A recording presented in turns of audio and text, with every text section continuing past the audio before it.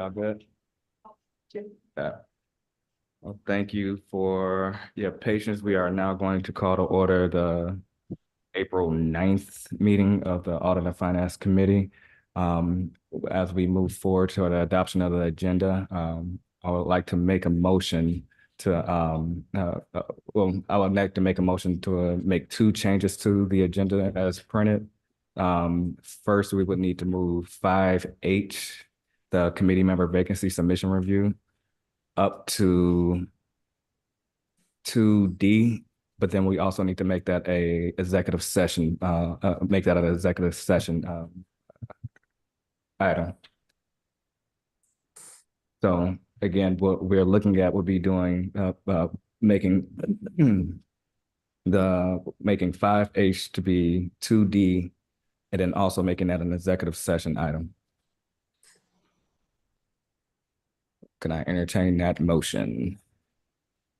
So move. Do we have a second? Second. All right, we have a motion and a second. For this, we would need, yes, four of us on now. We need 3 people to actually go for it to pass through. So all in favor say aye. Aye. Aye. Aye. And Mr. Duke, I think I heard you as well. The Yep. ayes have. Aye. Perfect. So we'll be moving 5H to 2D. And now I would like to call for an adoption of the agenda. So move. Second. We have a motion and a second. All in favor say aye. Aye. Aye. Aye. The ayes have it. Now we'll move forward to 1C, the approval of the minutes for the March 13th, 2024 meeting. So So moved. move. We have Second. we have a second. With a motion and a second, all in favor say aye. Aye. Aye. All right, the ayes have it. Let's move forward to 2A, the fixed cost of ownership budget reallocation. And this will be made by Mr. Hamer. Good afternoon, Mr. Chairman, members of the committee. This resolution request is to reallocate funds in the FY24 FCO budget. The CTE program has finished executing its budget and had savings of $146,858,000. Typically, not always, but many times when there's money left over, my department, along with support from procurement, has the ability to execute that money before the end of the year, the end of the period that it would expire. So we request to reallocate those savings to the FM department. The specifics of where we want to put those project monies have to do with relocating my ground shop to the James Allen Elementary School. We have a need to relocate that department because of a capital improvement project that's going to go on that site that's going to displace us. So again, in summary, $146,000 in savings for CTE and their FCO program for 24. Request that gets relocated to FM. All right, thank you. Let's start off with Ms. Roberson. Any questions? I have no questions. Mr. Duke, I have no questions. Mr. Hallis? No questions. I have 2 questions. So where's the ground shop now? It's at the C.E. Williams North Campus. Okay. There's warehousing and office space there. And so Right. the expansion of that campus is going to displace those buildings there. Right. And then second, where did the savings come from? Well, these were projects that were in the CTE program. They executed work at Wandale High School with their bistro. They executed work at Johns Island, and they executed work, I believe, at another technical program that they had. Their overall budget was enough to execute all of those things that they indicated in 24 and had this amount of money left over. All right. So basically, they came in under budget. That's correct. Yeah. All right. All right. Thank you, Ms. Brewer. You have anything else? All right. Thank you. That's all I have.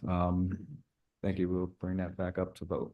Second, the Head Start, Early Head Start FY24 financial report. We love to have Ms. Foxworth here every time.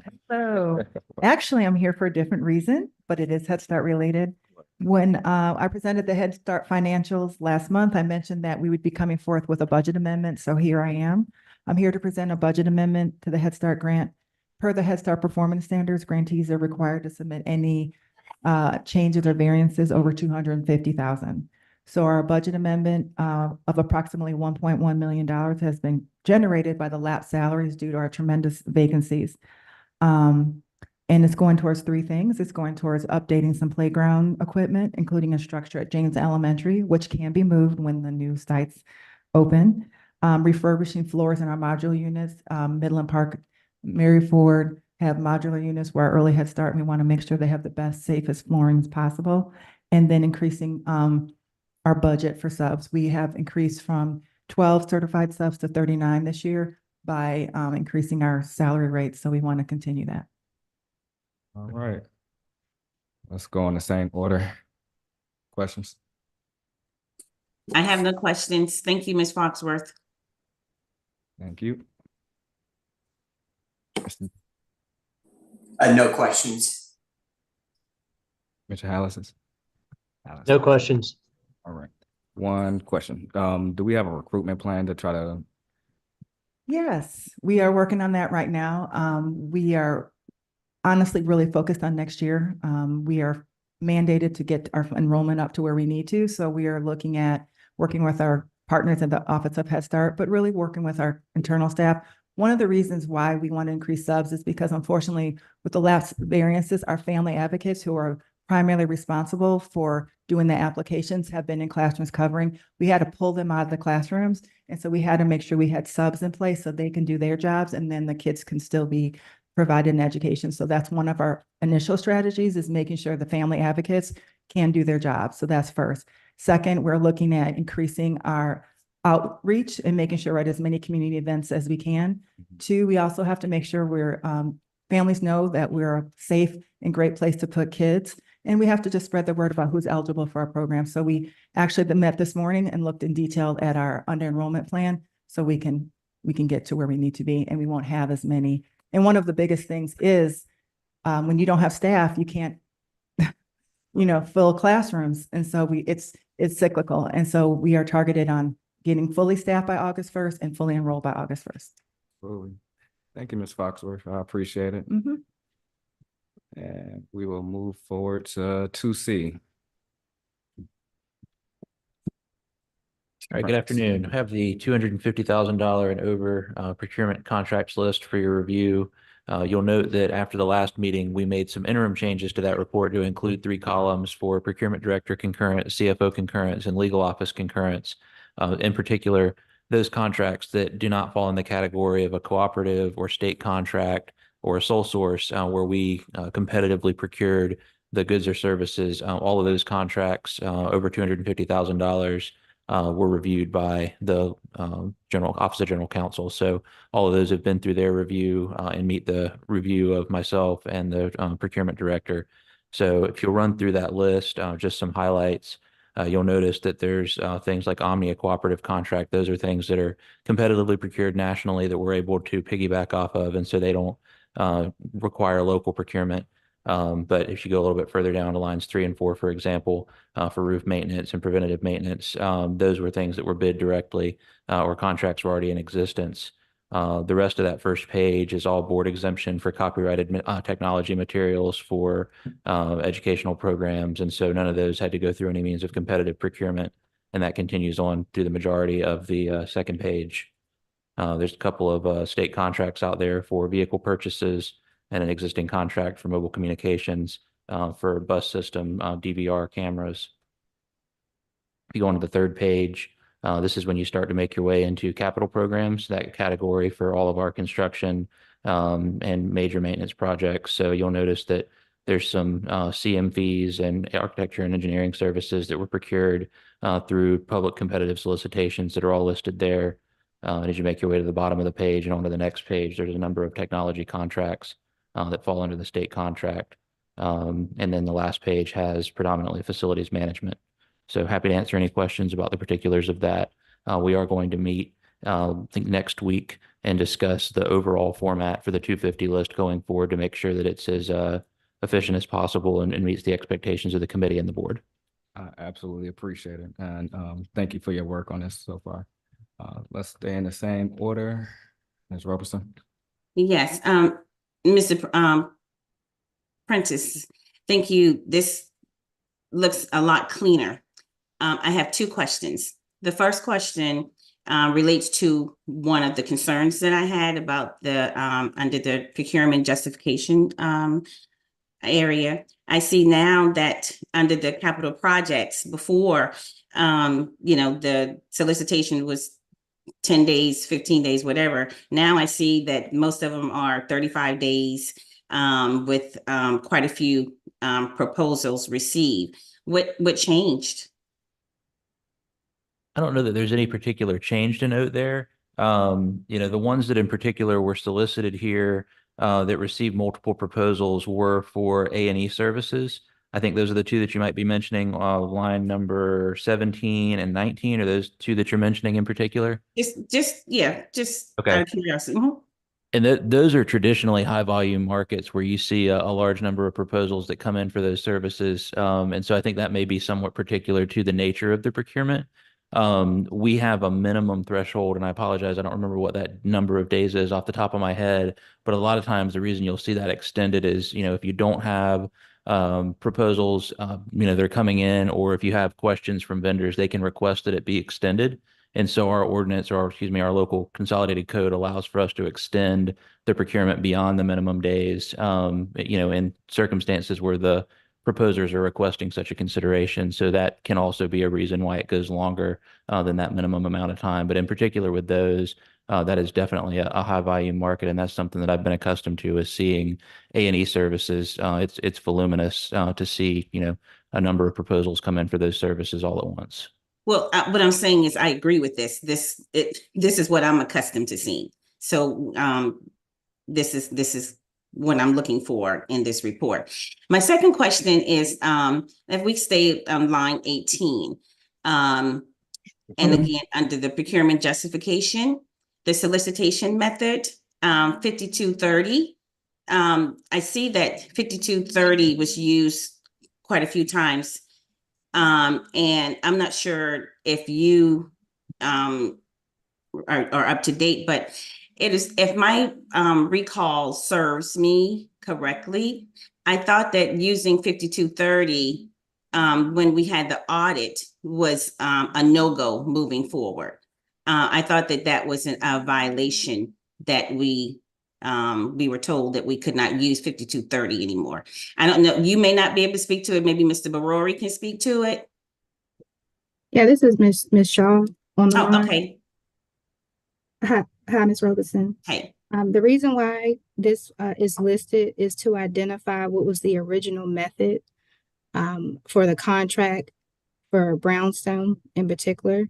So originally, about 2 years ago, we did do direct negotiations under 5230. So it was required to put what was the original solicitation that was the basis before the change order took place. But now this isn't something that we're implementing right now. Okay, thank you. Mhm. Thank you, Mr. Duke. No questions. Mr. Hallis? No questions. The last three columns are very helpful to see the concurrence in the new format of the report. Absolutely. And that actually gets to my quick question. So say if we run into a situation where there isn't a concurrence between all three, will it actually move forward to the committee, or how would that process be handled? So we didn't have any of those situations this time. Everything that was submitted moved forward. But in the instance where we did have an issue, particular with a contract being reviewed by legal, for example, we would hold that back and try to resolve that issue, most likely before we advanced it to the committee's review.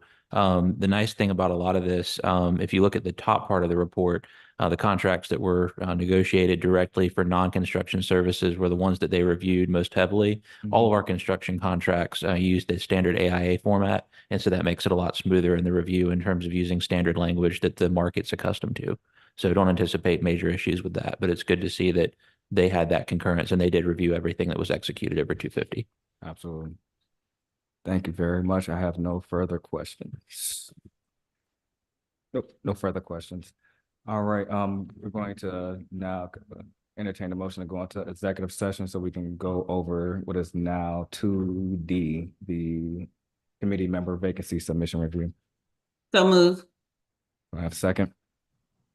Second. We have a motion and a second to go into executive session for 2D. All in favor, say aye. Aye. Aye as well. The ayes have it. We will now recess into, not recess, we're now going to executive session and be done shortly.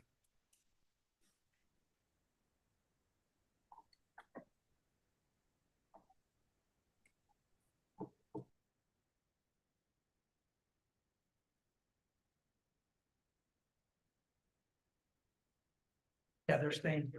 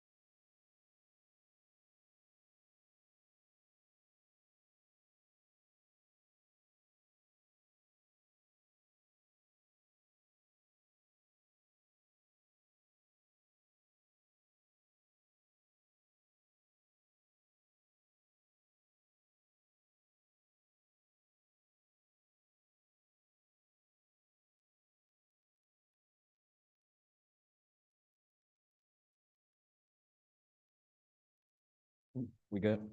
All right, perfect. Entertain a motion to go into open session. So Okay. move. We have a motion. Do we have a second? Second. Can we get them turned up in here a little bit? I can't, all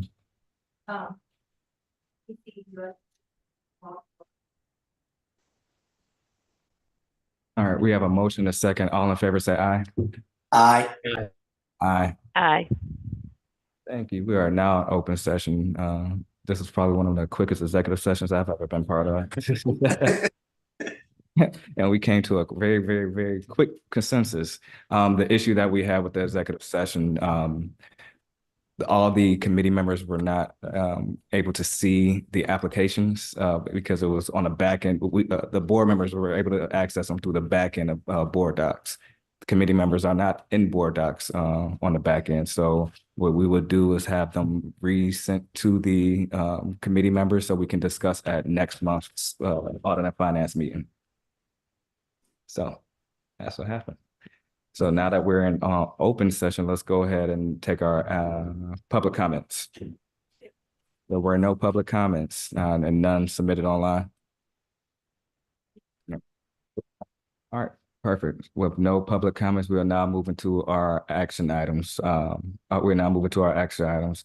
Can we have a motion to approve the fixed cost of ownership reallocation request by Mr. Hamer?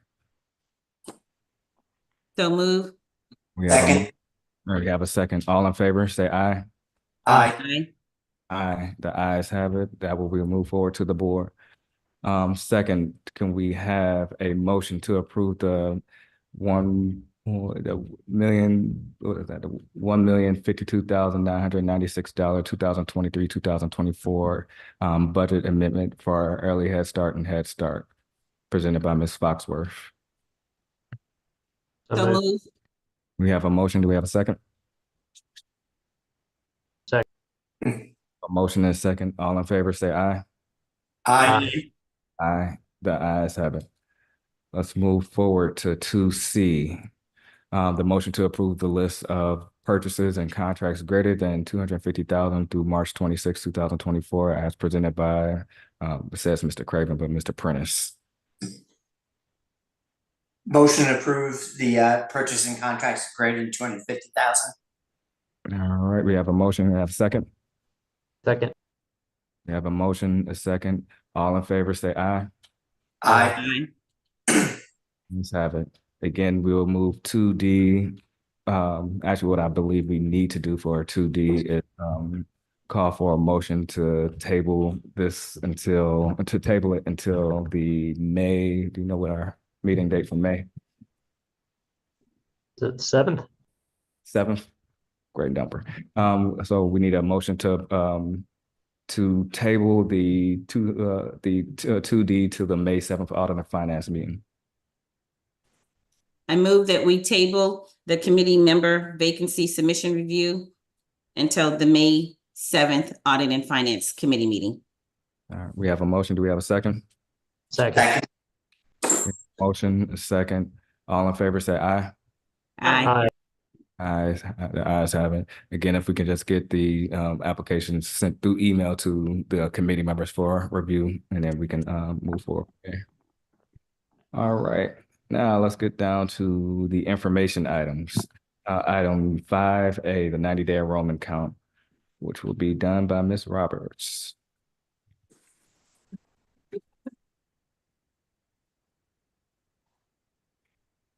Oh, hello. Good afternoon, Mr. Committee Chair and fellow committee members. My name is Kathy Milne. I'm the Director of Student Information. We provided you historical data for the 90-day average daily membership for each of the schools, along with a comparison to the current year 45. And there are no significant changes to be noted, but I will try to answer any questions you may have.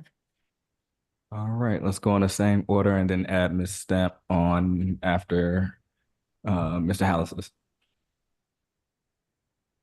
Ms. Milne, it seems as though, I guess I'm gonna do I'm asking for some analysis.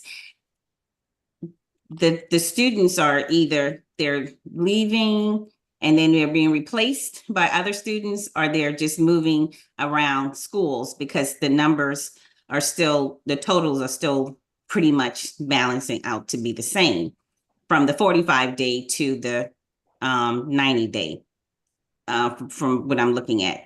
My question is, who notifies us if we now become the third largest district vice the second? Because it looks like our numbers are, even though they're picking up since 2021, it's still low. I guess this is, since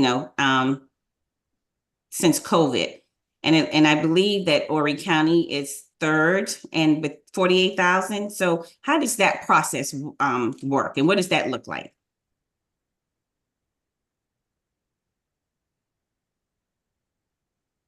So the data that you're seeing right now is not the final data for the year. So once the state has all of that data collected, all that's been verified for the end of year, then you're able to actually see the counts of how many students are in each district or enrolled in each of the districts. And then you'd be able to know if we have moved in our number or where we are ranking.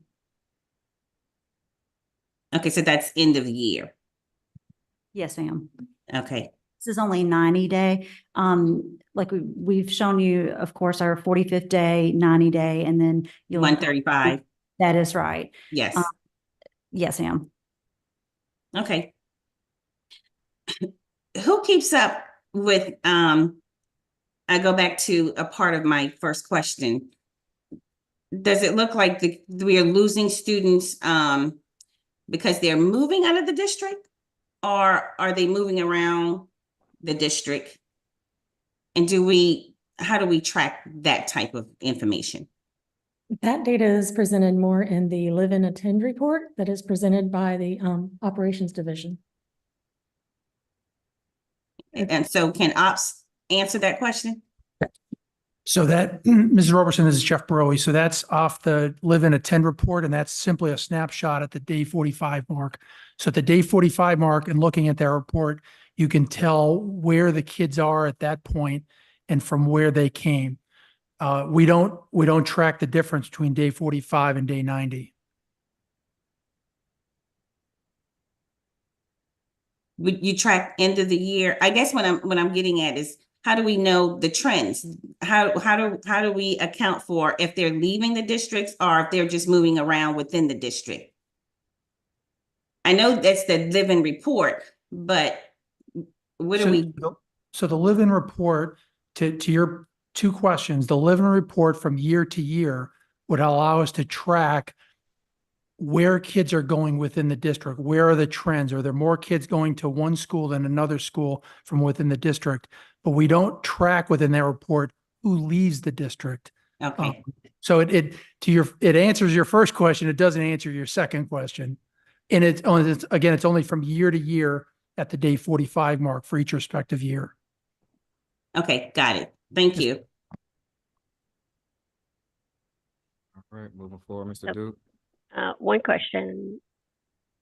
Is there a minimum student population that must be maintained to keep a school open? Do you want to answer that, Mr. Crowley?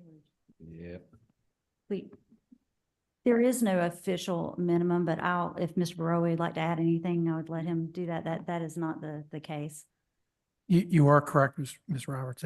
That is the case. We do not have a minimum to keep a school open.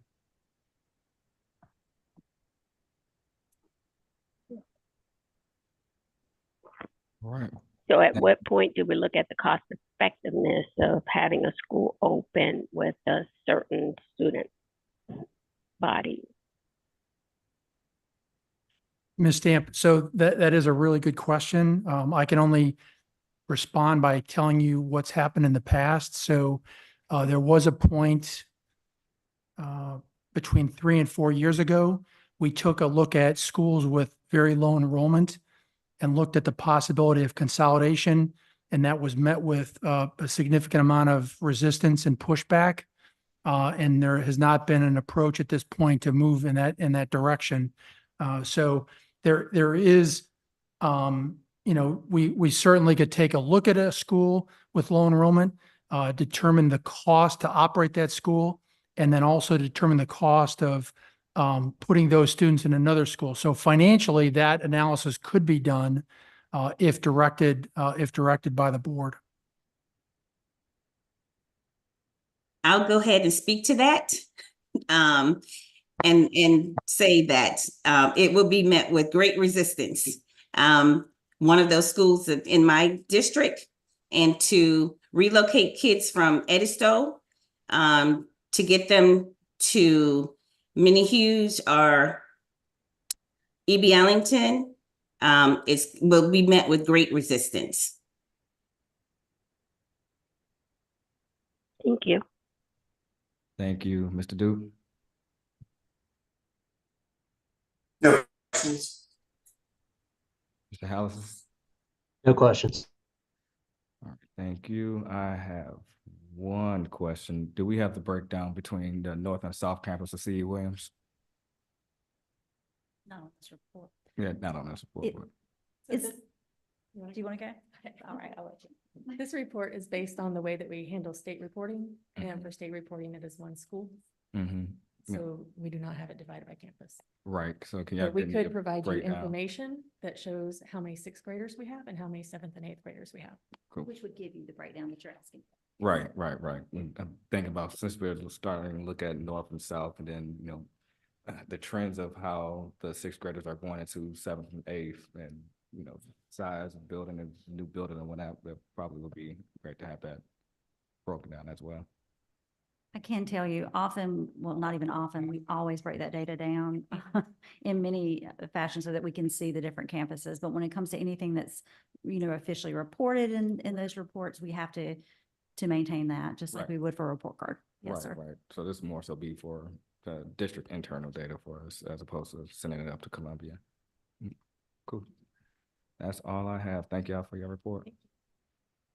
We'll move forward to 5B. Mr. Prentice. All right. Have the monthly general operating fund financial report as of the end of February 29th, 2024. I want to thank Ms. Carter for her help in bringing this together with me this month. This was our first time doing this as a team. And so we learned a lot in terms of sourcing the data and making sure that we were doing some good analysis and truing up our revenues and expenditures for projections for year end. So just kind of some major highlights through this report. On the revenue side in particular, we've seen strong property tax postings in the month of January and February as those collections have come through the treasurer's office. So we've posted $459.8 million in local property tax revenue sources through the end of February. That does exceed the board approved budget for fiscal 24. But we do believe that we're going to bring in about $468 million by year end. Predominantly, we've seen an uptick in fee in lieu of tax revenues, and we're still awaiting our TIF assessment allocation, if you will, which is kind of a deduct from the collections, but then we're also going to receive March, April, May, and June personal property collections. So that was kind of an analysis of all of those things to come for the rest of the year to land on that number. On the state sources, we did see some adjustments from the State Department from the beginning of year to present based on the distributions on the dashboard through the state. And so that's about $1.3 million increase over prior month assumptions. So all in at the end of the year, looking to bring in $737.9 million in revenue, which exceeds the budget, of course, by about $34.9 million. And we'll look at that further in the budget presentation later this afternoon. On the expenditure side, continuing to see an underrun on salaries and benefits, as we had seen in the prior month, just some slight deviations in those numbers over the prior. As we've discussed previously, we had to journal some purchase services that were denied by the State Department with respect to ESSER. And so that's going to show us running over budget a little bit in purchase services at the end of the year. But of course, that can be offset by our underruns in personnel services. So no other real significant deviations there. The only thing I'll point out, is in other, I believe. Yes, we're seeing an increase in insurance premiums.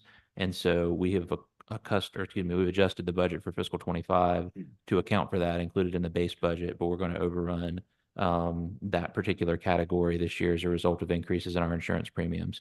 So all in at the end of the year, we're looking at revenues over expenditures of $25 million and a total increase to our fund balance at the end of the year, estimated at this point in time of about $29.7 million.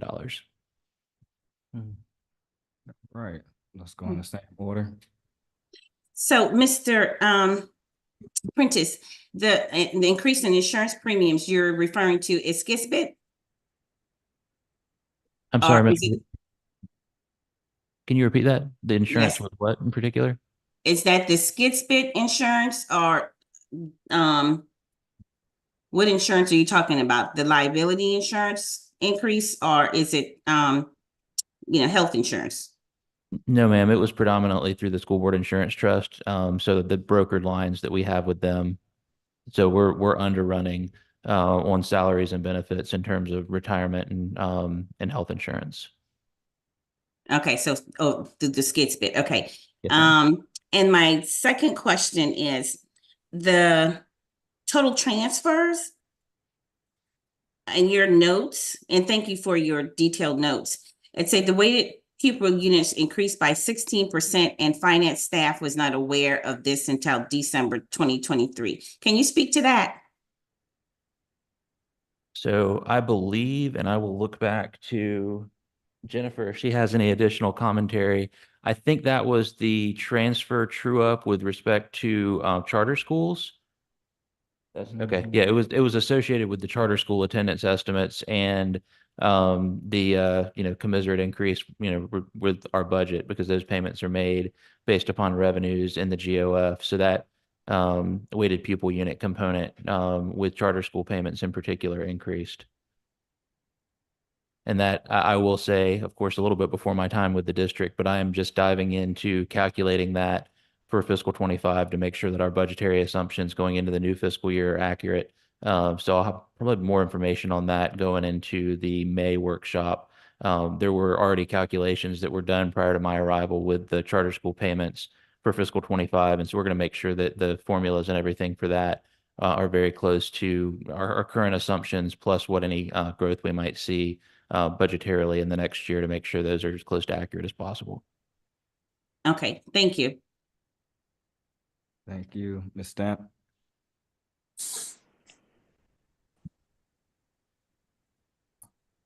Nothing at this time. Thank you. All right, Mr. Duke, No questions. Mr. Hallis. I was just going to ask, I know it seems yearly like almost a surprise. I mean, in a good way, though, with the county revenues coming in above what we generally anticipate them to be. Is there a process in place or anything that can be done to project those more, I guess, get a better projection in place or a better feel for that? I mean, just maybe as a planning tool, I'm not sure if there is or not, but it's to the good, obviously, and it's a great thing. But I just was curious as to that because it's a pretty large swing. Yes, sir. And of course, while I always like to see good news in terms of having a positive variance in revenue, I want to make sure that we're as efficient as possible in budgeting. So one thing that we've done this year, and I'll explain this more when we get into the FY25 budget presentation this afternoon, but we have gotten some good information from Charleston County from the assessor's office with what they call the assessable transfers of interest or property transfers over the last year, as well as new construction assessments. And so we use those as a basis of budgeting going into fiscal 25 to help understand what those growth projections are going to look like. Sometimes the information that we get in our levy that's provided by the county doesn't fully include all of those numbers. And so we want to make sure that we're truing those up as close to, what we'll likely receive. We're also waiting on the TIF assessment that changes every year as those TIF districts grow. And so that's the last piece of the revenue puzzle that we're putting together for fiscal 25. But I would expect that next year's variance, while I think our estimates are still conservative, that as a percentage of the whole, that variance will be less. Got it. Thank you, and I'll save my question for the budget update. Let's move forward to D, monthly capital projects report. Ms. Costello. It's one of my favorite reports. Do you want Oh, this one do reports next. Oh, wait. Do you want to move to that, or do we want to go to? Oh, I'm sorry. Sorry, just I the skipped SWIMBY report was next in line. I was just No, talking no, to. no, I skipped C. I apologize. So we're gonna go to 5C. Back to you, Mr. Prentice. I know we're all excited to hear Ms. Costello's update on capital projects, but Righty. if you'll indulge me for just a minute here, I do have one other item. So this is the affectionately called the SWIMBY report, but the Small Women Minority Business Enterprise plan report that we put together. The district's policy is that this is to be reported out to the board twice per year, typically at the beginning of the fiscal year for the prior 6 months and mid-year for the prior 6 months, and then also to bring the SWIMBY policy to the board each year for review and adoption. That did not happen in fiscal 2024 at the beginning of the year. And so in lieu of bringing it to you midstream, we wanted to show you what our actual utilization of those vendors has been year to date. And then our plan is to bring you the full SWIMBY policy for review and adoption going into fiscal 25 as required, along with the first 6-month look back report for utilization at that point in time. So in this attachment, appreciate the work of procurement in putting this together. We're looking at several categories of procurement throughout the district across the different categories. So you have categorically African-American, women small business certified, Hispanic small business certified, and Asian. And so when we enroll vendors, we look at the category that they may fall in within our SWIMBY policy and assign one of those categories to their vendor file so that we know that whenever procurements are made using that vendor, how those dollars accrue. We likely exceed these numbers because we can't use non-certified, like there's a state certification program. And so the certified categories, particularly for women and small business certified, have to have that state level designation. So there may be others that don't have that designation that we're doing business with, but those are the ones that we're looking at. So the first major category on that report is our repair, maintenance, and operational goods and services. The next section is information technology, and then academic and administrative. And so you'll notice in the sum and kind of the bottom right-hand corner of that table, we did a total of $204 million of procurement this year to date. And of that total, 16,035,000 met one of those SWIMBY categories. And then if you carry that over to the full right-hand side of the report, we also added in our capital, which is subcontractor reports that run through Brownstone and Cumming for major construction projects that meet those designations, as well as our SWIMBY vendors through P cards. So for a total of $33.1 million over total spend of $231 million, our percentage in SWIMBY utilization was 14%. The policy that's in place by the board requires a minimum spend of 10%. So assuming that policy had been adopted yet again for fiscal 24, we can show that we would exceed that threshold, and just wanted to provide that interim update to the committee and ultimately to the board before we bring it back to you this summer. Thank you very much. Stay in the same order. Thank you, Mr. Prentice, for this report. Couple of questions. You were moving them really fast. Would it be possible for you to create just a small legend? I understand the first category is African American. I understand Hispanic, Asian American. What's the SBC service? What's in the WSBC? Yes, ma'am. And you bring up a very good point. We can certainly put a legend on there for those. So it's African American. The second one is women small business certified, then Hispanic, and then small business certified. Okay, so they and then differentiate between women small business and then just generic small business. okay. Yes, so that would be helpful for once it goes to the board for clarity.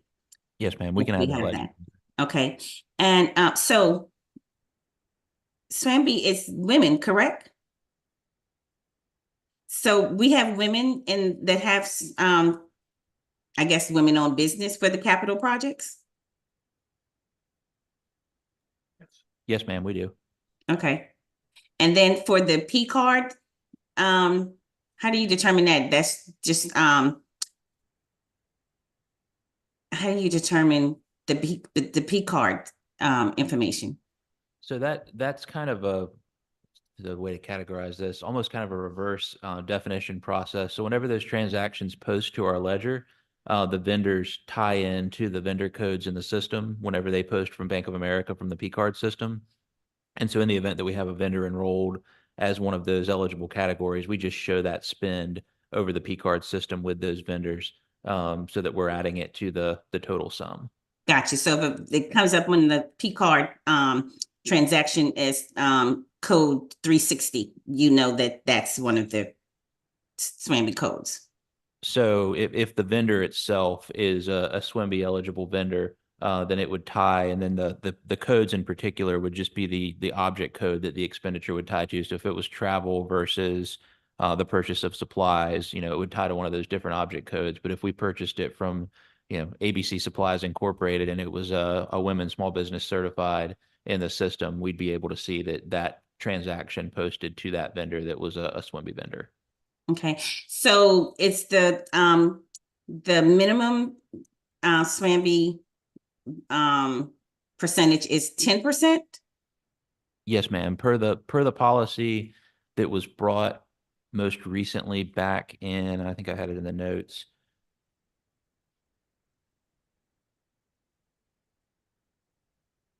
I believe it was back in 2022 was the last time it was brought to the board. That was what the threshold was per the policy in the consolidated code.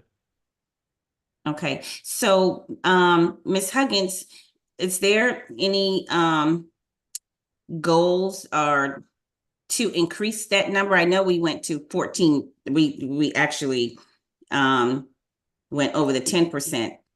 It just seems like still a low number. And I'm not sure, should we review that? Because there's a lot of business that's still not being utilized by small women businesses and minority businesses. So, Ms. Robertson, is Jeff Rowe, and I'm Okay. because of the history of this topic and our involvement because of the capital program as well as maintenance and repair. But if you recall, prior to this board coming on board, there was a disparity study completed. That disparity study provided a very detailed analysis of what capability there was within the district and in really South Carolina for different services and availability. They were also the ones that talked about how we had to stay within the state laws of SWMB percentages. And they also identified the use, as you brought up earlier, of 5230, which generated a significant opportunity to get more small minority businesses on board. So between all three of those things, that's how we ended up with the 10% goal. And certainly I'll make sure that I work with Mr. Prentice. We could take a look at that disparity report and see what we can do. But if I recall correctly, we were kind of locked on this 10% goal based on where that report came from, or their analysis, as well as what was pushed to us from the state. Okay, thank you for that. Mr. ma'am. Prentice, one last thing. How difficult would it be for us to get a report, much like the 90-day report, where we see the trends from 2021, 22, the last 5 years, to see if we met the 10% and, how are we trending in meeting our 10% or going over? I believe we could pull that together. I'll talk with Mr. Craven to determine how that data would come together. Half of it, I would say, comes directly from our financial system. The other half of it is derived from the subcontractor logs that Cumming and Brownstone have compiled for us. So we look back and see of all that data, how we could put it all together. I don't know that there's been a consistent annual report that's been done, but we can work to look back several years. And Mr. Broey might have some other comments on that as well. Yeah, I was just going to add two more things, Mrs. Robertson, to your point of potential vendors that are out there. Two data points. One is, and I don't necessarily need to speak for Mr. Craven in procurement, but his department does a great job in outreach. If there is a vendor that you're aware of that is interested in doing district business, procurement officers will meet with them and tell them how the system works and work with them to provide potential services within their area of expertise. And from a capital side, which also bleeds over into maintenance and repair, which is a significant amount of expenditures for the district, is we hold routine fairs for SWMB vendors, and we've got one actually, that's going to be coming up, if I'm not mistaken, at the end of May, where we invite vendors to meet with us in a group and we present to them what the upcoming work looks like. And then that's an opportunity to meet with them to find out what their qualifications are and one-on-one explain to them how the district procurement process works. So that'll be coming up here very, very shortly to, again, hopefully increase the aperture of potential vendors in the SWMB categories. Oh, thank you so much for that. We know that oftentimes minority businesses, especially in construction, they have issues with bonding. So I'm glad to hear about the upcoming fair so that they can learn how to become vendors and a part of the system. Thank you, Mr. Prentice. This has been good. I don't believe that we got this report last year. So this is very good to see. So thank you for doing this. And thank you, Mr. Barori. Yes, ma'am. And if I may add just one more comment, you questioned, ways that we may increase participation in, solicitations and things in the future. We do right now have a solicitation out for a procurement management system. And so what that system will do is allow vendors to enroll with us and categorize themselves in one of these categories. And anytime we put a solicitation on the street, instead of them having to go to check the website repetitively, they'll get an email if their trade and business category is computer software. And, we have a solicitation for computer software. They get an email letting them know that that's out on the street and when the deadline is.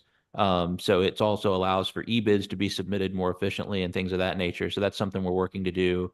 And then when we bring the SWMB policy to the board later this summer, there's some things in there via proactive campaigns, if you will, participating in vendor fairs and trade shows and things like that the procurement department can do to get out on the street and increase visibility to opportunities to potential interested businesses. So hopefully those things, just by nature of what they are, will increase awareness and bring different contractors and businesses to the table. So those are just two initiatives that are currently underway that we should be able to wrap up in the next couple of months. I absolutely love this. You're really trying to steal my heart. A procurement management system that is an awesome way to be moving in a great direction for the procurement department. So the next thing that I look forward to hearing from you is that you're looking into a new system to replace Munis. Only 5 school districts across the state of South Carolina use Munis. So I look forward to, once you get settled and get your sea legs, for you to bring that forward as well. So thank you again. Yes, ma'am. I concur. Ms. Stamp. Yes. You have the African Americans listed out. If it's an African American woman or an African American man, would they be just in that category, or could we have them also in the WSBC and the SBC categories? I will defer to Mr. Craven if he'd like to unmute and potentially answer that question. There's no crossover between those. So if it's a woman, it's based on whatever they select in the vendor application. So if there's multiple selections, then whichever one. If it's African American male, it would be an African American. If it's African American female, then a woman, then it would be put in the women's small business. So it really depends on we judge each one case by case when it comes through with the vendor application. So would you all be able to provide a report by vendor name of who we're spending, the actual vendors we're spending these small business dollars with? The table you see in front of you is pretty labor intensive as it is. Anything's possible. I can pull information from whatever Munis can bring. So if there's a specific report requested. If you have the dollars, you know who you spent the dollars with, right? Yeah, So yes. So it's just a matter of putting a name with the dollars, right? We can do that, Ms. Stamp. Thank you for the question. Okay, thank you. It would be good to see who these vendors actually are. We're still running relatively low on the African American side of things. The WSBC and SBC categories are where most of the money is spent. So it would be good to see the types of vendors that we're spending money with just to see if we have competition within, within those various categories and who we're awarding to by vendor. Thank you.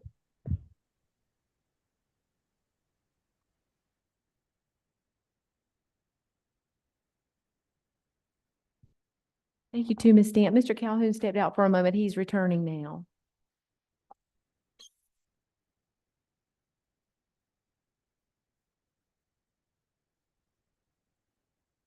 Thank you for that. So everyone got their questions stored? All right, cool. I only have one other question. Were we able to retroactively do the year prior report that we missed?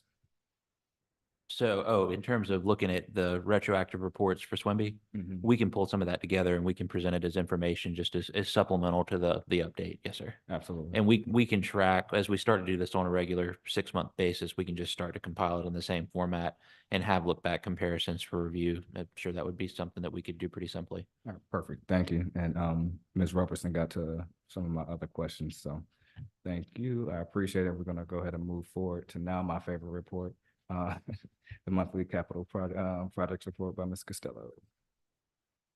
Thank you and good afternoon, Chairman, Vice Chairman, and committee members. I'd like to present the February capital projects report. The revenue collections for the 2023 through 2028 sales tax program were $331,000 over the cash flow model projection based on the most recent collections with 2% growth over the prior year. The expenditures are as follows. The 2020 through 2016 program, 0 expenditures.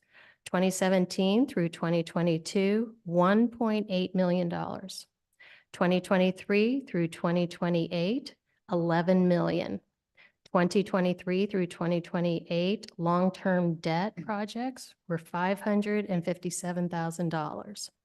The fixed cost of ownership fiscal year 24 program is nearing its completion in early May, and the fiscal year 25 program has commenced. You've seen some contracts on the list this month, so people are actively pursuing the program. I'm happy to answer any questions you might have. Thank you very much. Any questions? Same order. I have no questions. Dan. So the 16 million that was shown on the SWIMBY report, those vendors are somewhere in this capital projects report. Can that? Yes, ma'am. They would be in either the sales tax program or the fixed cost of ownership program. Yes. So again, is it some way that we can actually see by vendor who those vendors are that we're spending these that's within that category? Yes, ma'am. Ms. Stamp, there's 2 ways to look at that, and we'll have to look at how we present it. The construction in particular, the master contracts that are issued to general contractors, for example, for construction of a new school, a lot of those SWIMBY dollars are in their subcontractor agreements. Right. And so that's all tracked. If they hire an electrician, for example, for that project that has a small business certification, we get that information from them on construction. Fixed cost of ownership would be different. A lot of that would run through our system directly, as would all of our general purchase services. So we'll compile something to show it. It wouldn't be on the capital projects report per se. It would just be a general utilization by major vendor categories. Okay. And when we issue these capital project contracts, is there a clause in there requiring that they use a percentage of the contract they use towards small businesses, that they award to small businesses? Do we have those clauses in the contracts? So I've got Ms. Shaw on the line, but I'll go ahead and answer initially. If she's got any more to add, I'd encourage her to piggyback. From an architect engineer contract perspective, one of the elements in selection includes minority participation. On the general contractor side, where it is generally based on the bid, the pre-screening process, the selection of who is shortlisted to compete for the bid, they have to demonstrate past performance and potential performance under the contract with minority business SWMBEs, and that puts them on the short list to bid on the project, and then we track their usage during the contract, so that when we go to award a contract for them in the future, we've ensured that they've kept up with meeting those same targets that we have. And Ms. Shaw, anything to add to that? Yes, sir. And to add to that regarding the percentage, there's not a particular percentage number for SWMBE. The different categories that we look at when we rate them are evenly distributed from a percentage standpoint, whether if it's SWMBE, past performance, the structure of their team and their experience, that is actually weighted evenly based on a number of criteria. Thank you. Move forward, Mr. Duke. No questions. Mr. Ellison?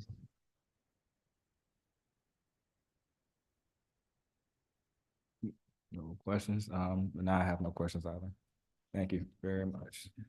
Now let's move forward to 5E, the ESSER update. Mr. Prentice. Okay, so we have the February 29th, 24 ESSER report, 2 attachments. Down, oh gosh, sorry. One broken down by object code and the other broken down by major category of approved programming. So of course, all of our ESSER 1 and ESSER 2 funds have been expended. We did receive a clean audit, desk audit on the ESSER 2 program in the last month, indicating that no on-site procedures will be undertaken. So that's good. There are some other reviews underway at this point in time on the program that's open. The big thing that you'll see posting in next month's report will be the second wave of teacher bonuses that were paid out on the March 22nd pay cycle. So that'll be a significant kind of allocation adjustment amongst that ESSER 3 program in order to process that out as we get into the last few months here of the ESSER program going into September. Thank you. Let's keep the same order. Mr. Prentice, on the ESSER summary, the remaining column, you have notes that says the negative amounts in the remaining column indicates that before the end of the fiscal year, a plan amendment will be needed to cover projected expenditures. Can you speak to that? Yes, ma'am. And some of that is in line with what happened with the bonuses. We're going to have to make some adjustments amongst the ESSER 3 categories that were adopted just to make sure that the dollars are flowing through the proper categories. So we'll roll that all up and bring it as one major amendment for the programs that have previously been approved by the board.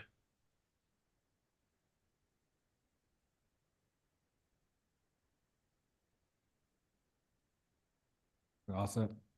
Is the money coming from the GOF for this? No, ma'am. It just, I'm trying to categorize it properly. I don't know if Jennifer wants to add any context to that. Is it just a reallocation within the categories of the ESSER funds? It is. So right now you've got that encumbrance and learning loss, and as a result of that encumbrance, it's showing a negative available. Some of that is as a result of pending reimbursement, some of it's a result of encumbrances, but we just need to move unspent dollars amongst ESSER categories to properly correspond to where the expenditures are going to be posted as we close it out. And I think the reason that we held off on doing that thus far is because we knew that the bonuses were going to be paid out. And, that final number, is a very significant piece of this remaining dollar value with ESSER. And so we wanted to make sure that all of those expenditures had posted fully and that all the journal entries were completed before we brought the major reallocation forward for our final report.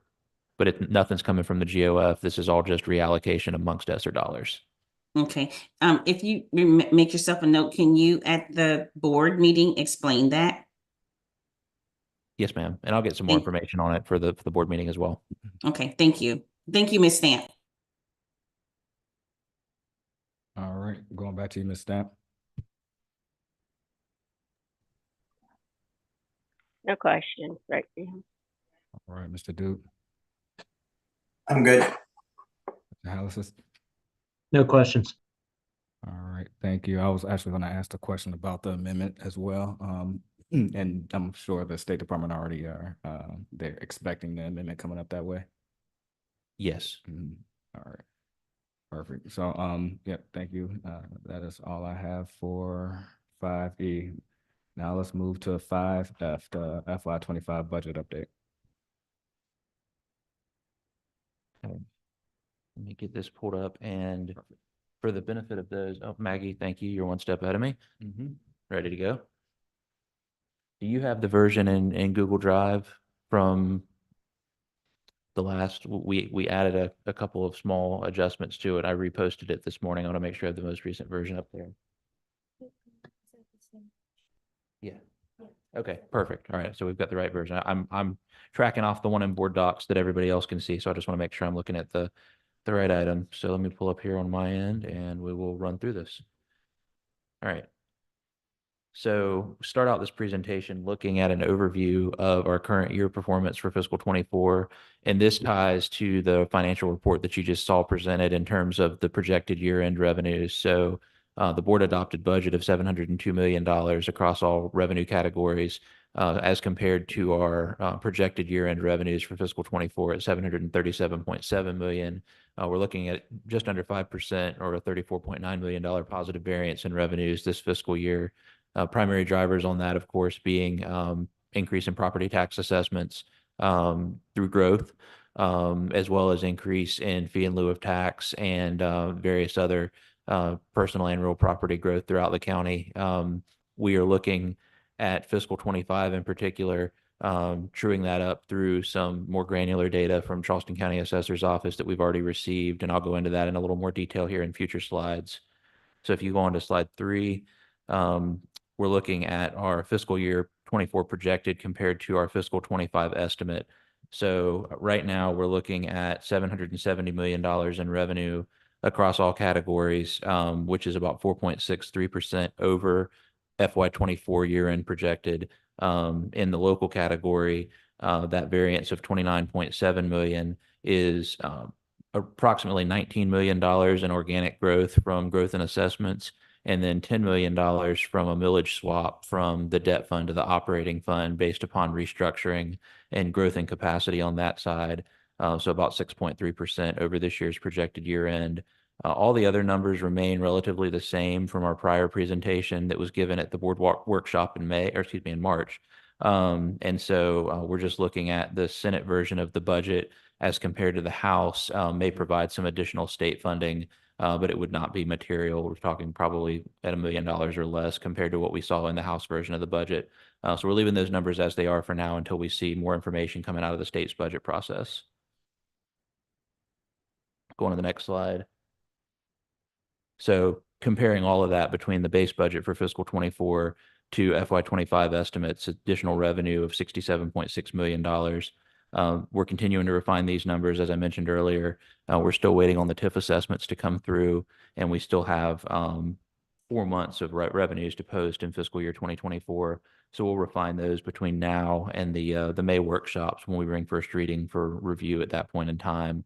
But we do feel that the FY25 estimates have been refined to a degree, and just through checking the numbers, tying out to the assessment program that we put together and the numbers we got from Charleston County, we're very close. So if you go on the next slide, just broke that down categorically. 64.7% of revenue comes from local sources, 33.1% from the state, and then your intergovernmental transfers and federal make up a very small portion of that picture. Going to the next slide. So a $67.6 million increase over FY24 base. We're also proposing to use 20 million of the ESSER Sustainability Fund balance. So that increases total capacity to 87.6 million. that is, as I'll show you in a future slide, our plan to sustainably implement the WSF as we look at revenue growth over the next 3 years. So if you'll go ahead and keep on moving to the next slide. I did want to depict where the revenue growth is coming from.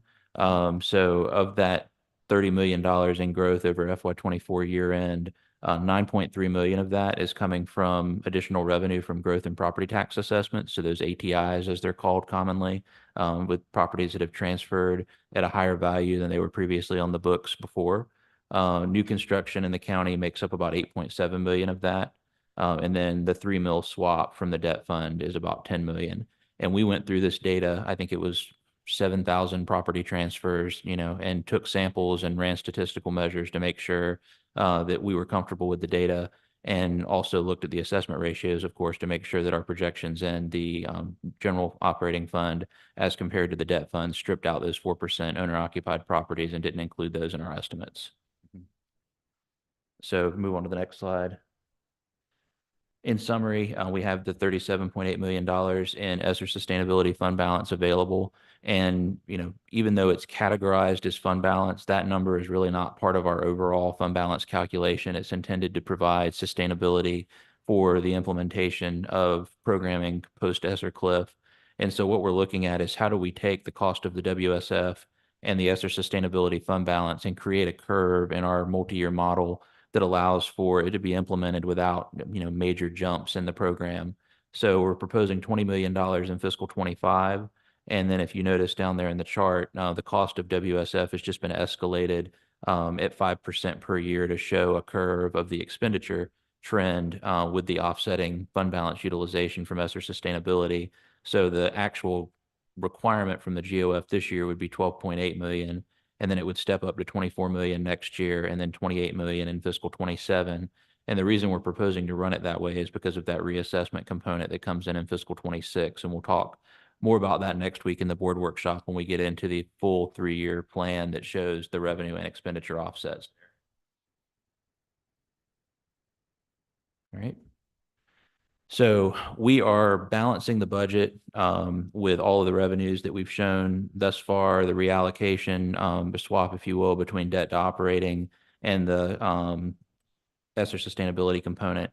All the scenarios that we've priced, as we'll show in the upcoming slides, total approximately $110 million.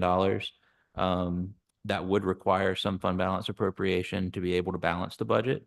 But that number is kind of a sliding scale right now as we look at A, refining those revenue projections, and then B, also shoring up all of our reductions that we're going to bring forth to the board and making sure that the expenditure to revenue offset is where it needs to be. So as we work our way into May, I would expect the actual number of appropriation for fund balance to come down from where it's currently portrayed to a number that we feel comfortable with. But I think given where we are this year with the prospect of increasing fund balance by $29 million and moving into next year, that the idea of balancing the budget with some fund balance as a means to get there is proper. And we just want to make sure that we do so in a way that on the 3 to 5 year outlook is sustainable and we don't cause any unintended consequences, for future boards or for future staffs with being able to sustain programs that are introduced, because everything we're looking at now is recurring. So go on to the next slide. So before we move on, I just want to acknowledge Mr. Prentice and staff and the work the chiefs have done to present to the board and the Audit and Finance Committee today a balanced budget with the recommendations that staff is bringing forward and ways that we believe will continue to improve student outcomes. So Mr. Prentice and his team have certainly hit the ground running, and the chiefs, Mr. Burrow, Ms. Simmons, Mr. Brigman, Ms. Denny, and Mr. Prentice have been committed to doing whatever needed to bring this forward today. So I publicly want to thank you, Mr. Prentice, for your leadership. I had to joke that I've never experienced having sprint during budget season before. So it was not nice for any of us, Mr. Prentice. You kept us all on the telephone. So the next several slides are somewhat duplicative from prior presentations, but we have made some adjustments as we've refined the numbers. So these required increases with the teacher step, the health and dental, the charter school payments that I referenced earlier, operational must-dos, and then our insurance premium increases. Those numbers are static from the prior presentation for a total of 22.7 million. So I'll move on to slide 11. For the purpose of balancing, we have used the teacher $5,000 salary increase in fringe, and I'll show you later in the presentation some other scenarios that were requested to be portrayed. But for this exercise, we showed the $5,000 since that's the most sustainable scenario without introducing a millage increase. So we have the $24.1 million included with a base increase across all cells for the scale of $5,000. And then moving on to slide 12, for non-teacher salary, we balanced on a 99% of market scenario. So that's 5% over the current, or 5% COLA with a step. And we also proposed including the non-teacher steps from step 31, Mr. Brigman, to step 33. Is that where yep, step 31 to step 33, using that 99% of market option. So all of those scenarios summed up, including the school-based and teacher assistant upgrades that are underway, is $19.6 million. Under school support, on the next slide, these numbers remain the same. There's been no changes here, so happy to allow for any other discussion on those, but no changes have been made from prior presentation, $3.4 million in that category. On the next slide, human resources considerations. We made some adjustments here. I think these numbers actually improved because we were actually showing the substitute increase as the full amount that is in the budget plus what was needed. So what we're just showing here is only the increase because what was already there is in the base budget. So $1.5 million increase for substitute teachers and assistants, $800,000 programming for the leadership pipeline, and $1 million programming for alternative certification pathways programs.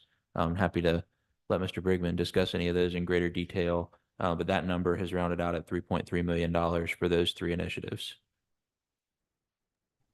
Yes, can you describe those last two programs, the leadership pipeline and the alternate certification pathway program? What, can you explain a little bit what they are? Yes, ma'am, I can. Ms. Huggins, do you want to talk about the leadership pipeline? It falls a little bit. Okay. Sure. So I'll start with the alternative certification. So Charleston County School District is one of the only districts in the state with the state-approved alternative route certification program. It started in 2018. Greenville County School District is the only other district with such a program. Our certification areas have been expanded over time. So we're now at a point where we can actually hire someone with a bachelor's degree if they qualify, and the district then trains them to be a teacher while they're in the classroom. Right now, we've had about 127 folks that have gone through Teach Charleston, which is under the pathway. The other category is Men of Charleston Teach, which is a residency model to actually recruit male teachers of color, primarily at the elementary level. We're starting to expand in the middle and high school. That program is fairly new. We've had 32 male teachers of color going through the program. So that's one of the components there, as well as Elevate Charleston, which is a program to grow our own students, our graduating seniors who may be interested in education, working with them to pursue education. So those are the three main areas. We have some other programs for our classified hourly employees who may be teacher assistants who are pursuing education. There are partnerships with Trident Tech and University of South Carolina. So those are some highlights from what that covers. That is about 10% of our new hires right now every year for the last couple of years for teachers. And we do anticipate that number going up. We see fewer young people going into our teacher ed programs across not just South Carolina, but across the nation. And I think we're at a point where we're in a really good position as a district to make sure that we're able to train folks who are qualified based on their credentials, such as a bachelor's degree, to become a teacher in our system. Thank you, Bill. And Ms. Stamp, the leadership pipeline is our effort locally to develop the next wave of principals in CCSD with the belief that our school leaders are some of the key levers to improving student outcomes. We want to ensure that they're adequately ready for whatever they face when they step into that principalship, as the principalship is much different than the assistant principalship role. We started some of this work with the ESSER funding to offer an internship, a semester internship to various assistant principals across the district in various settings, from Title I schools to rural schools to schools that are suburban. And we hope to, with this line item, provide a budget for this work to be able to continue and grow under some leadership from a principal who served in the district before. And we hope to learn from other places that we've consulted with. Hillsborough, we've done some consulting out in California with places that are premier for developing strong leaders. Thank Do you you. have any questions about that, Ms. Stamp, or about the certification pieces that Mr. Brigman shared? No, thank you for the explanation, for explaining the program. But thank you for your interest in that. It's exciting work. How we develop teachers and how we develop leaders is really important to how we serve kids. I got a really quick question to the certification process. And really don't have to have anything to do with the money, but it's on my mind now. But if we have a teacher with a teacher assistant with a bachelor's, how do we differentiate which program we're going to put them in, the teacher's assistant program, or was the putting them inside the classroom with the bachelor's and helping them with their certification? It depends. It certainly depends on the individual and their background. Most likely, if they have a bachelor's degree, but they're not obviously certified to teach, and they've not pursued a teaching credential before, they could go through Teach Charleston. Mm-hmm. So that individual, if they're a TA this year, could be a teacher in the classroom next year. Mm-hmm. With the support coming from HR, we have mentors and we have a director that manages the program. We do have some classified employees. We have a smaller program. We actually blanketed the entire district with seeing if classified employees who had no degree were interested in pursuing a degree. That's it's really a 4 to 5 year process, depending on the individual who we want them to continue working in our system. So they're working mostly in TA type roles, pursuing the degree to become certified. Cool. Thank you. Mr. Calhoun, I have one quick question. Mm-hmm. Mr. Prentice, if you don't mind, would you please go back to the slide that talked about employees daycare? Yes, that would be The one right before. school support considerations. Yes, ma'am. Can you elaborate on that? Mrs. Robertson, this is Jeff Barrowe. I'll go ahead and answer that one. That dollar amount serves as a placeholder at this point. We have 2 initiatives underway through ESSER. One is teacher daycare for young children at Charleston Progressive Academy, and the other one is at West Ashley High School. We've looked under the superintendent's direction to look at how we could expand that program to see what it would cost. Ms. Foxworth has done a great job of looking at capacity within existing schools and where those could be placed. The placeholder that's there, 466,000, I believe, is the number that's on the list. That number was what it would cost to operate that type of a daycare at North Charleston Elementary School.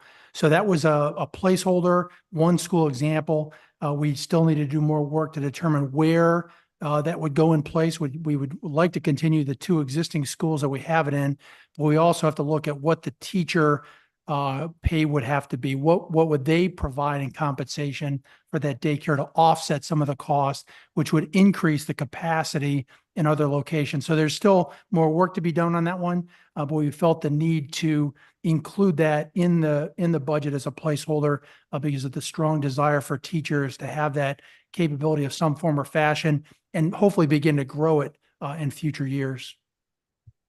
Okay, thank you. Mr. Bergman has a comment on that as well. And just to add to that, so with the teacher compensation committee, the task force from last year, a big part of the conversation, and it still is the cost of housing in Charleston and the Tri-County area.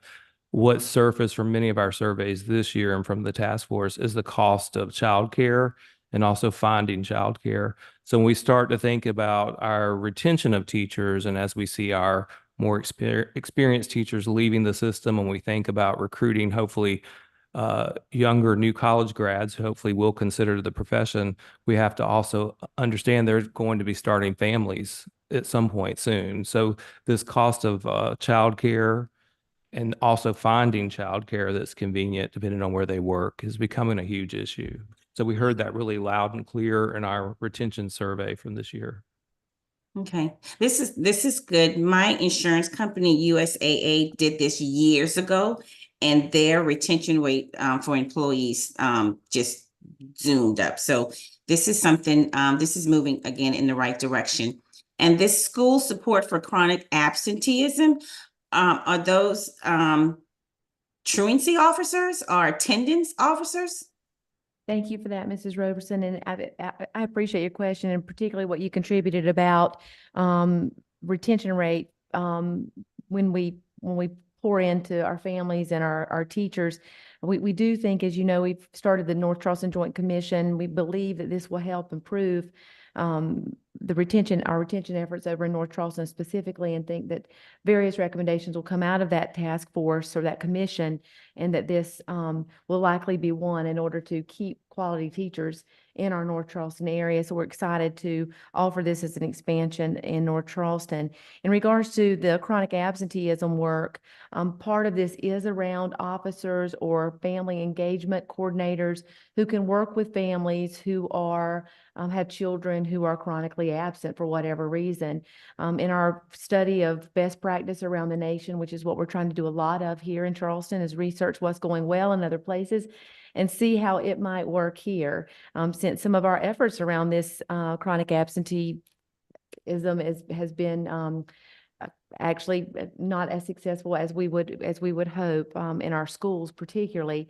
So we have seen that across the nation, these family coaches, truancy officers who can work with families in the development of plans, visit the homes, offer support to families and students, does improve chronic absenteeism rates. Dr. Coakley's office has led this work to date and has done heroic work in some district-wide improvement. Again, our school principals still are really seeking a lot of support in this area. And actually, I might say this too. We were on the phone earlier today with the governor's office, and they shared that this is a state issue and that it's something they're focusing on. So they've talked about some of our local efforts here as well. I'll let you move on, but I know for a fact that the D23 collaboration, they use some of their ESSER funds to hire family support or family engagement, and it's really been working out here in the rural areas. Thank you for that, Mrs. Roberson. We've actually seen the same thing in the D20 collaboration project downtown, and that was one of the efforts that made the ESSER cut. As we look at what we're going to fund in the new year, is how those engagement coordinators work with families and provide those wraparound services that so many families need. So we appreciate the contributions out in D23. Thank you, Mr. Calhoun. I'm done. You, Mr. Prentice, you can move forward. All right, we can go to slide 15. There we go. Thank you. So financial services, just some minor adjustments here, particularly with ESSER closeout as we look to round out the ESSER program. Funding for ESSER currently ends September 30th. We're receiving some guidance from the state. They may extend that to the end of the calendar year. So we want to fund some positions to be able to support our internal closeout of ESSER, as well as to make some minor structural adjustments. So that 377,000 number is high end. It may go down as we find out that we can support some of those salaries with ESSER through the end of the closeout period. Slide 16, CERTA, CD, Head Start considerations. Those numbers have remained the same from previous presentations, so no adjustments there. Happy to answer any questions. And then on slide 17, these are learning services considerations. So several items here. This has not been presented thus far. The first is literacy coaches. There was an act that was signed into law for Read to Succeed. I think it was Senate Bill 418 that requires that literacy coaches are certified teachers. And so there's some funding that goes into those position upgrades because they're currently on the classified scale. And then school support services, the multilingual learner welcome center, expansions for Department of Exceptional Children. And then there's currently an AP for the virtual academy that is in place now, but that would need to be grandfathered if it was going to continue past July 1. So a total of $3.4 million, and happy to defer to Ms. Simmons if she'd like to give any other explanation there if there's any questions. Ms. Simmons, is this welcome center the same welcome center at Stall, or this is to open a new welcome center? Actually, thank you for the question, Ms. Robertson. There's an existing newcomer center at Stall, similar but not the same. So those scholars exclusive to Stall get the benefit of orientation, making sure that at a baseline they're being entered into the appropriate courses. The Welcome Center, conversely, will benefit the entire district. Any scholar who comes into CCSD, whether they're St. John's, North Charleston, at Burke, wherever they come from or wherever they land, we want to be able to orient the scholars and their families to make sure they're just off to a really solid start. And so whereas the newcomer center is just for Stall because they have a huge population, this welcome center will give the benefit, which we found to be a need in terms of our services to MLL scholars, will benefit this entire county. Oh my gosh, I'm excited again. We had one of these in Prince William County, and families felt so safe going there. They went there and they had their transcripts transcribed. Right. They got everything done there, and it was determined whether they could go right into the general population or if they needed to stay at a center like what Mr. Larson has. So this is absolutely awesome. We're glad you're so happy today, yeah. Ms. Robertson. You're always happy, but we're glad this makes you so excited. Yes. This is a good thing. This is a good thing. Thank you. And I'll just clarify for the literacy coach piece, more specifically, it's the interventionist piece. Those individuals, those professionals who are providing supports to our neediest scholars in literacy. And so the Read to Succeed legislation that Mr. Prentice alluded to is they're asking us to ensure that all of those professionals are certified individuals versus classified. So we have a mixture right now. The goal is to move closer and closer to having 100% certified teachers serving in that role. Oh, I'm sorry. So the classified literacy coaches will now, so that they can become certified. The interventionists, I have it listed as coaches, and I should have been more specific to denote interventionists. So there's a coach feature where we support teachers with their practices, and then the interventionists, they work exclusively, particularly with scholars. Okay, so now in the classroom, there's a classroom teacher, and then there's an interventionist in the classroom. Well, they're typically pulling the children out. So they're not housed in the classroom with the teacher. They usually are operating or serving in a pull-out model. But they're classified. Some are, and some are classified, some are certified. We need to move to more certified. Certified. Got it. Got it. I think what she was asking, are we looking to try to take those classified employees and try to get them certified? So it's not one for one. Right. Some of these certified people are serving in certified roles, but they may be retired teachers. They may already have the certification, but just operating in this classified position. Some are generally just classified folks who we would work with if they desire to earn their certification. But yeah, it's a mixed bag at current. Thank you. I may have said this, Michelle, but to be clear, it's a position right now that does not require certification. So we're moving towards requiring certification. So there's some folks at some point, they'll either be grandfathered in over time, but will, as there's transition. Right. And we would offer anybody as part of our overall program who wants to go back and get certified that opportunity. Right. Right. Yep. Thank you. Thank you. Mr. Prentice. All right. So if we move on, there we go, to slide 18. So this is where we start to talk about the WSF investment. So just broke down here the total investment of $32.8 million categorically between pupils in poverty, multilingual learners, and students with disabilities, and where those investments are being driven from as we kind of move into the overall implementation strategy. And happy to defer to Ms. Huggins if there's anything she'd like to add. Okay. You'll note there that of those three categories, there is one more category, $638,000, to balance out the total for programs that met the ESSER threshold. So that was just essentially the delta between the ratios that were established and the total funding that was, required to be able to fund these programs in the schools. So WSF really did a good job with the ratios that were selected of providing support for all of the programs that were, being considered as part of the ESSER cliff here as well. If you move over to the next slide, there we go. So as we work to implement WSF, we're using the project management framework to be able to implement weighted student funding.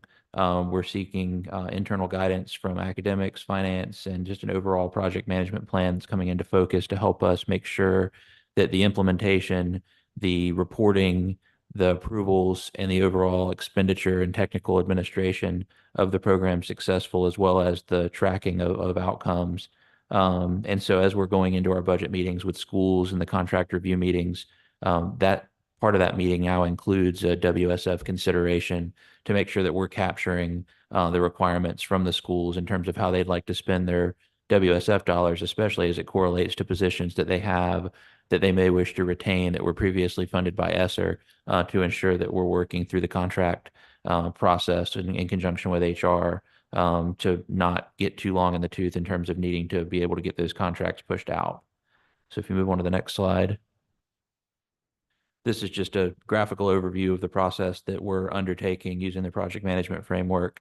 And so kind of where we are to date, project was initiated early in this calendar year as budget talks began. And then we moved into the planning process with scoping and scheduling and going through resource planning, figuring out a plan to fund this, being able to figure out what the ratios were and what the resulting funding would be. And then now moving into the contract review meetings and collecting the assurance forms from our academic leadership.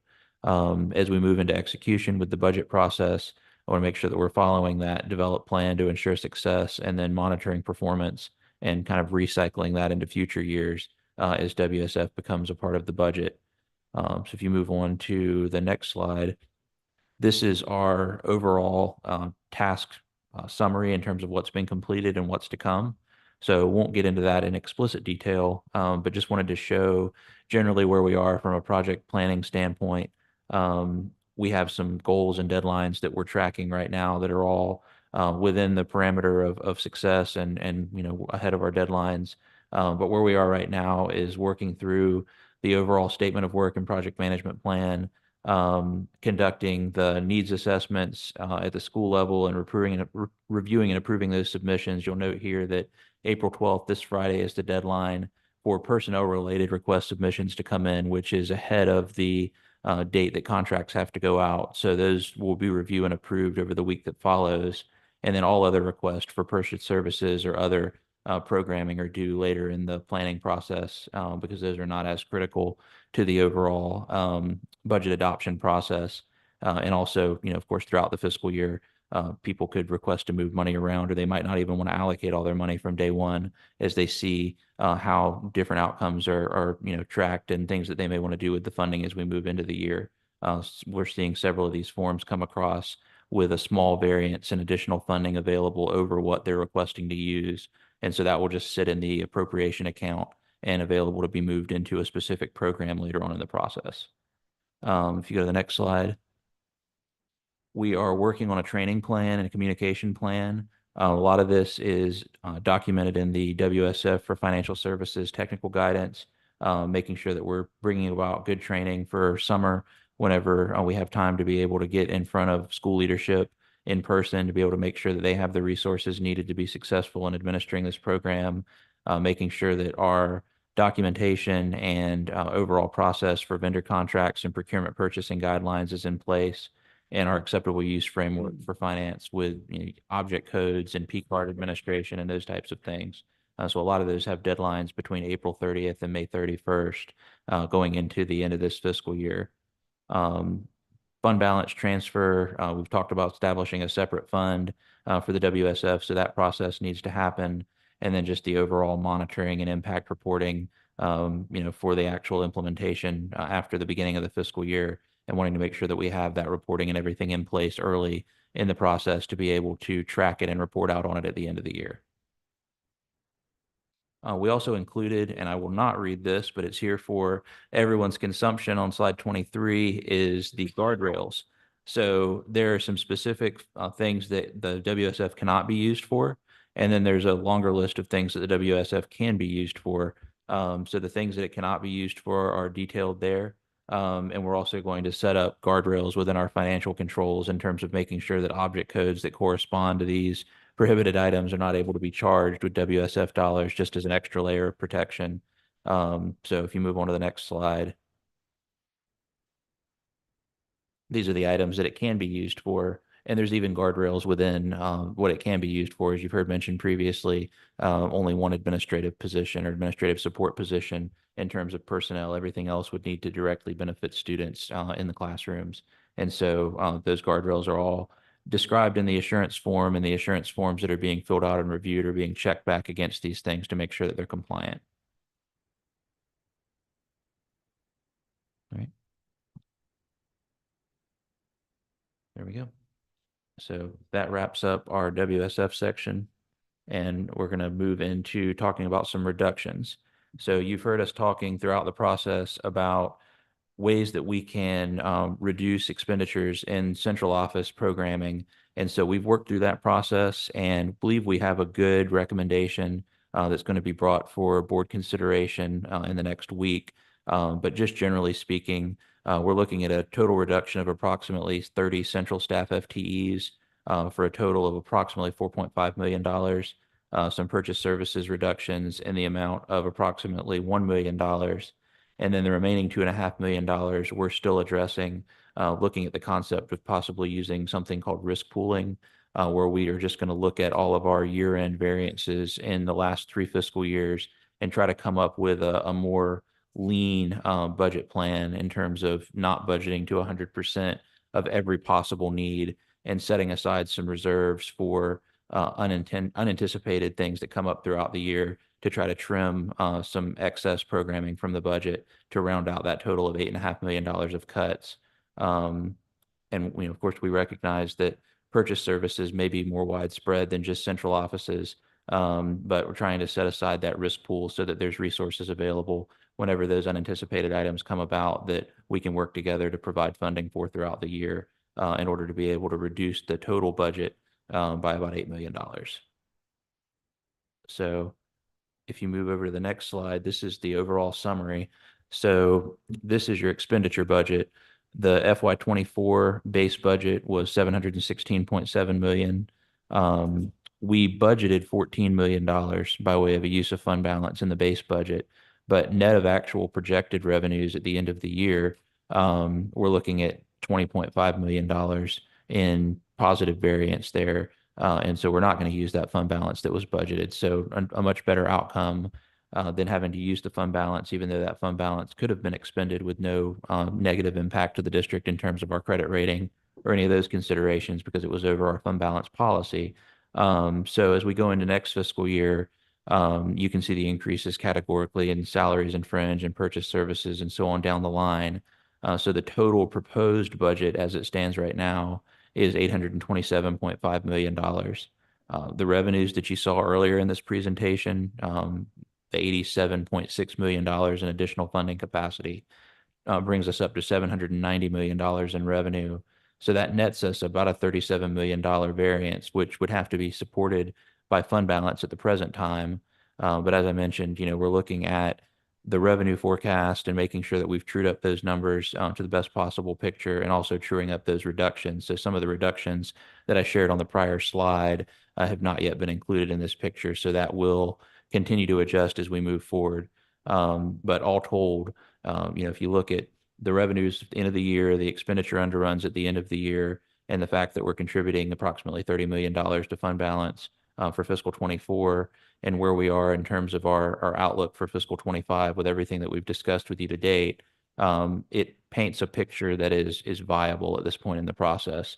So what we're going to do over the next week is put that into a 3-year outlook to show how reassessment in fiscal 26 and the additional revenues that'll come about then, and in fiscal 27 with the proposed use of ESSER sustainability fund balance would support the overall budget picture, so that we can use our fund balance for purposes that are sustainable, as we've mentioned in our philosophy previously, and keep the fund balance at a threshold that is commensurate with a percentage of our overall budget in line with our fund balance policy, and also to support cash flows so that we're not having to issue substantial tax anticipation notes throughout the year whenever we have those peaks and valleys of cash availability due to the timing of when revenues come in. So if you go to the next slide, just wanted to show the categorical breakdown of where the expenditures are going within the GOF, and point out a couple of nuances. So salaries and fringe for fiscal 25 make up 68%. That number is slightly reduced from past years, and a big part of that is because of transfers out. That transfers out of 14.2% includes the WSF implementation and moving that over to the new fund. So that'll be a big push in fiscal 25 to move all of that fund balance over into the WSF fund. And then in future years, the transfer out would only be the difference between what's required to balance the WSF fund net of the use of fund balance that would be appropriated in that fund.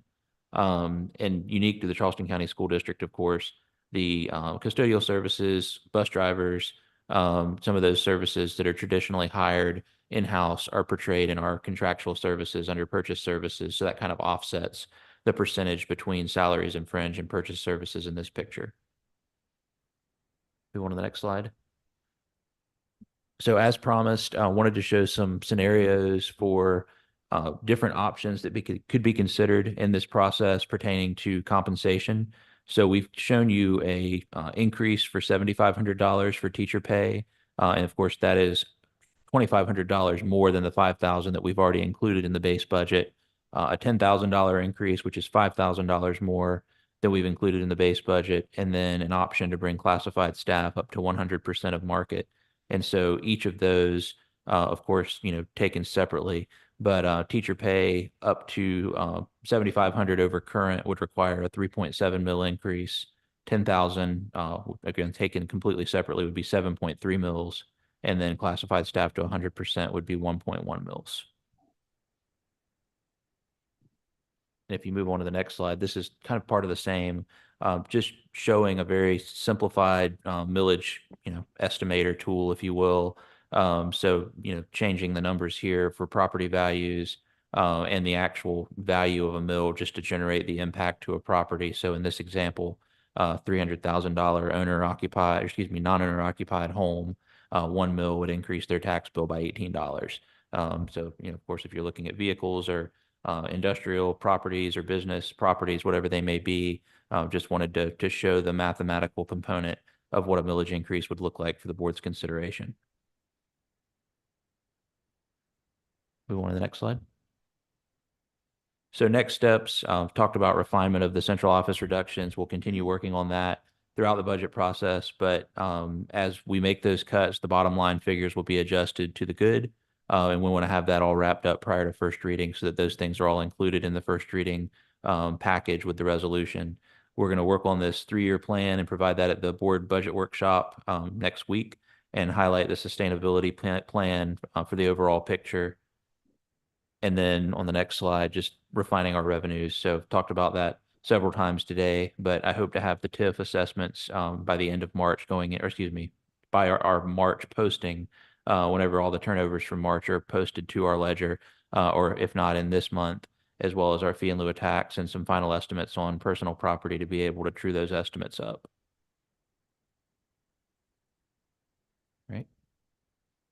So this is just from the prior workshop. I'm talking about the philosophy for the budget, trying to let growth pay for growth. I think we've done that by trying to be precise with our estimates. We've certainly considered reallocation with the 3 mill swap. And as our tax base continues to grow and we look at refinancing various different debt issuances that are outstanding, we can create some additional capacity there. So that's a healthy way to look at things. We're going to try to present a way that fund balance appropriation is sustainable for covering that last piece of the budget balancing puzzle. And then, above all else, showing you the options for, what millage increases could support. We had a healthy CPI and growth factor in population this year. So a millage increase of 7.3 mils would fit within, the CPI and growth factor allowed under Act 388. But ultimately, the board's decision as to which direction they'd like to move with that as kind of a last option for additional programming. So move on to the final slide.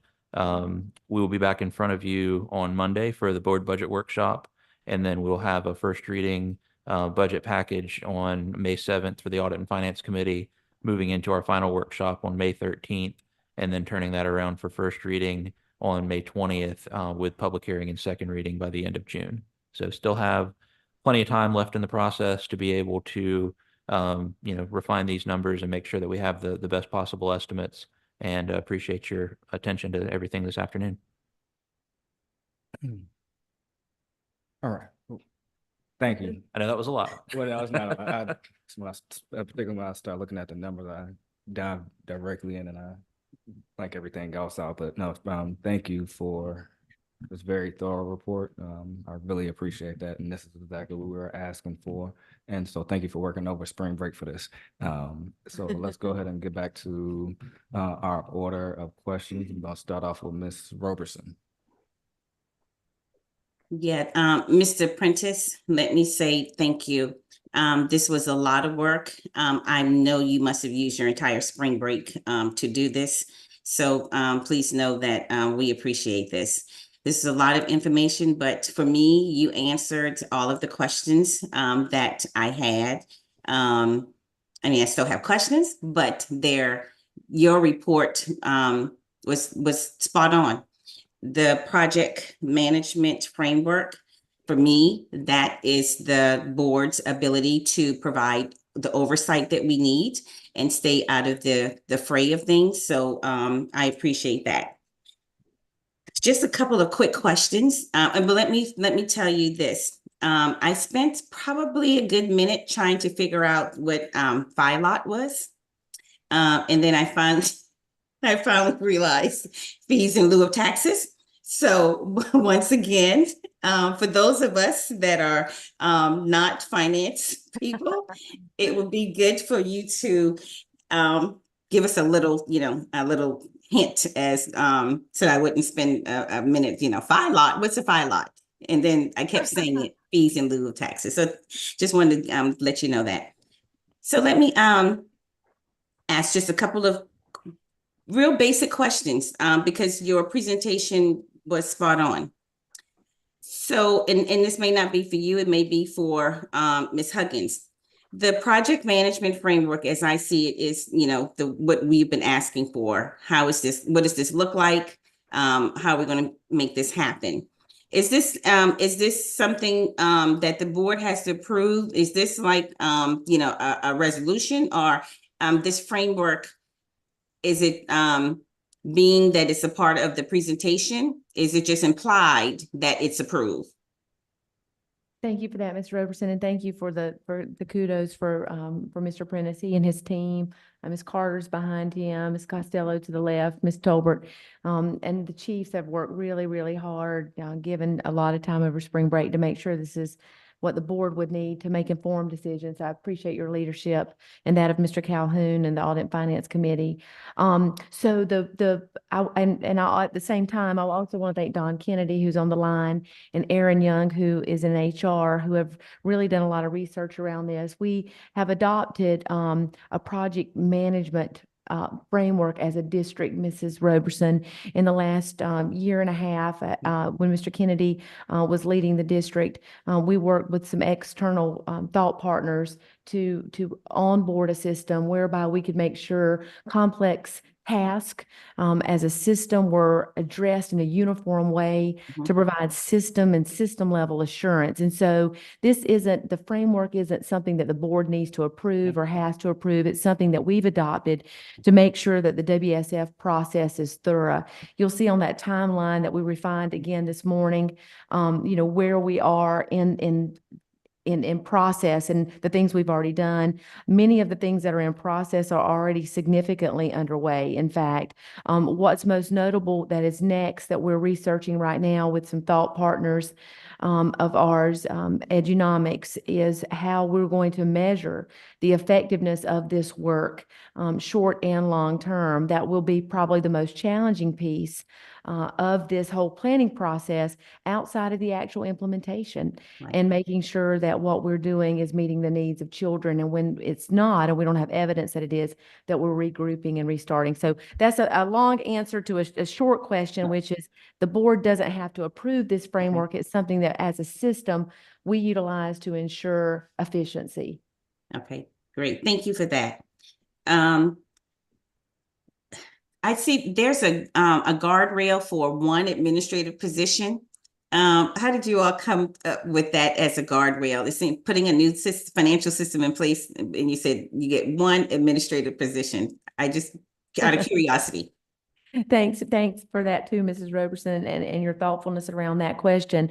We want to ensure that these funds go directly to support student outcomes. And so in that process, we want to ensure that people that we hire through these WSF wallets are people that touch children each and every day. And whereas all of our administrators in our district are providing guidance and a framework for learning, we want to ensure that these wallets aren't used to expand administrative teams versus working side by side in classrooms alongside children. And so one of the guardrails is that you may not use your wallet for more than one administrator, whether that be an assistant administrator, an associate principal, et cetera. It can only, a guidance director, it can only be limited to one position. Okay. Okay, I'm going to move on to the budget reduction part of it. Sure, yes, ma'am. So what are the demographics for the central office cuts, the FTE? Mrs. Roberson, we are, thank you for that question. It's something that we're certainly mindful of as we work across the system. We haven't confirmed all of that yet, but we're working on it. We discussed it just in cabinet today. I see Mr. Brigman nodding his head. But it will be something that I'll share with you all in executive session as we look at the organizational framework on a large scale Monday. Okay, thank you for that. Yes, ma'am. Thank you for the question. Okay, my next question is, what are some examples of on the slide that you talked about projected reductions of purchase services and risk pooling initiative? Can you kind of break that down? I'm going to slide it back over to Mr. Prentice for that. Yes, ma'am. So we looked across all divisions just for efficiency's sake to try to find areas where we had expenditures that were budgeted that we weren't always expending 100% of throughout each fiscal year, and tried to just be as efficient as possible. I'm going to pull up the detail on that just to give you a couple of specific examples. But generally speaking, of that $1 million, I didn't have any feedback that indicated that these cuts would be adverse to our day-to-day programming. I don't know if Mr. Broe, if you want to speak to some of yours in particular. I think that was about $750,000. Yes, sir. I'll provide one simple example. Is under our auditorium management, we hang on to $100,000 or so every year in the event there's repairs at the last minute. If lights go out in an auditorium, we've got to repair it. If Mr. Prentice has this pool of funds available that we can tap into if there is an emergency, we can give up the funds we budget every year that we give back anyways and don't use. So it does provide us an opportunity to respond to emergencies, but not hold that money and give it back at the end of the year if not needed. Thank you. Got it. There's a lot of studies that have been done within the realm of government finance in terms of ways that you can be efficient in the budgeting process. And so this was just something we were exploring this year to try to continue to support all programs, but to, work together so that we weren't holding funds in specific areas as silos, to make it as lean and efficient as possible. Oh, thank you for that. Getting rid of that pork. I like that. And I think you answered this question in your presentation. I had, how is the Met ESSER threshold amount determined and how would it be allocated to schools? I think you kind of covered that. So I think I'm good there. Okay. That's it for me. Again, thank you. This was a lot of information. I know you have to present it again Monday, then again at the board workshop. So drink lots of water.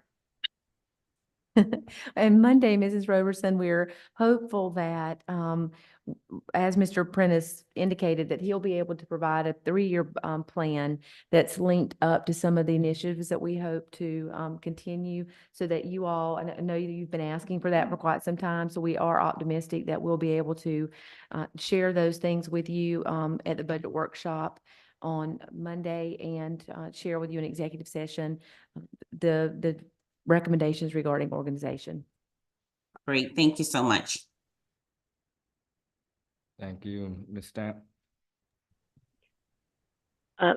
Ms. Roberson asked a lot of questions that I had, but just to follow up on the vacancies, how many, not on the vacancies, but on the cuts, how many of those currently are vacancies? Of the 30 positions, how many are currently vacancies?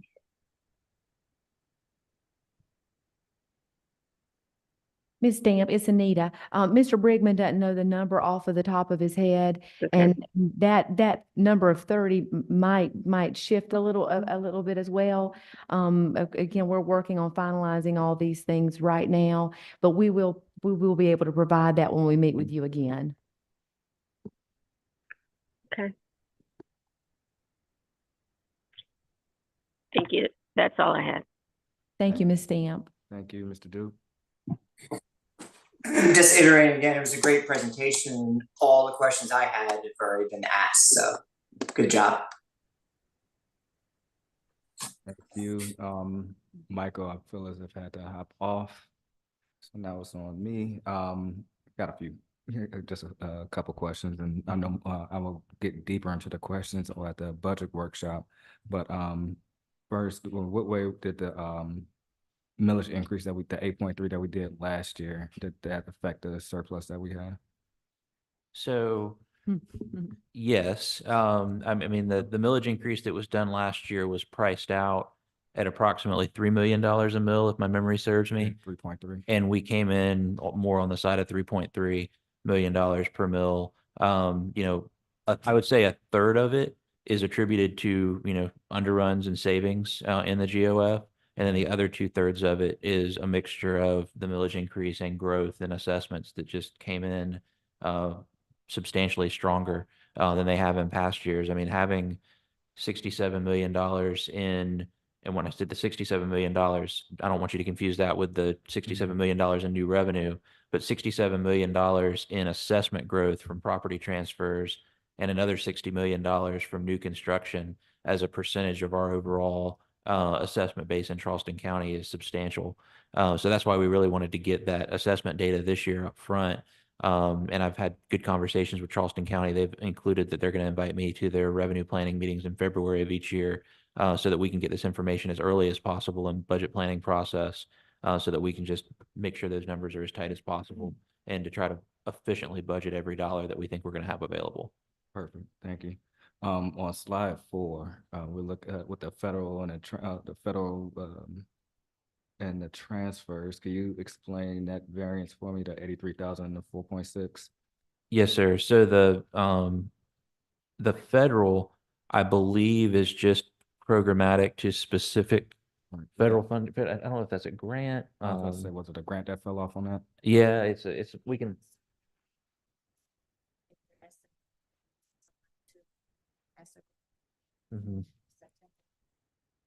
So some of that was likely ESSER related, and then in particular on the transfers, I mean, the federal line is an immaterial amount, but on the transfers line, there was a lot of indirect cost allocation funding that came in as a result of ESSER, and so that is going to decrease with ESSER going away.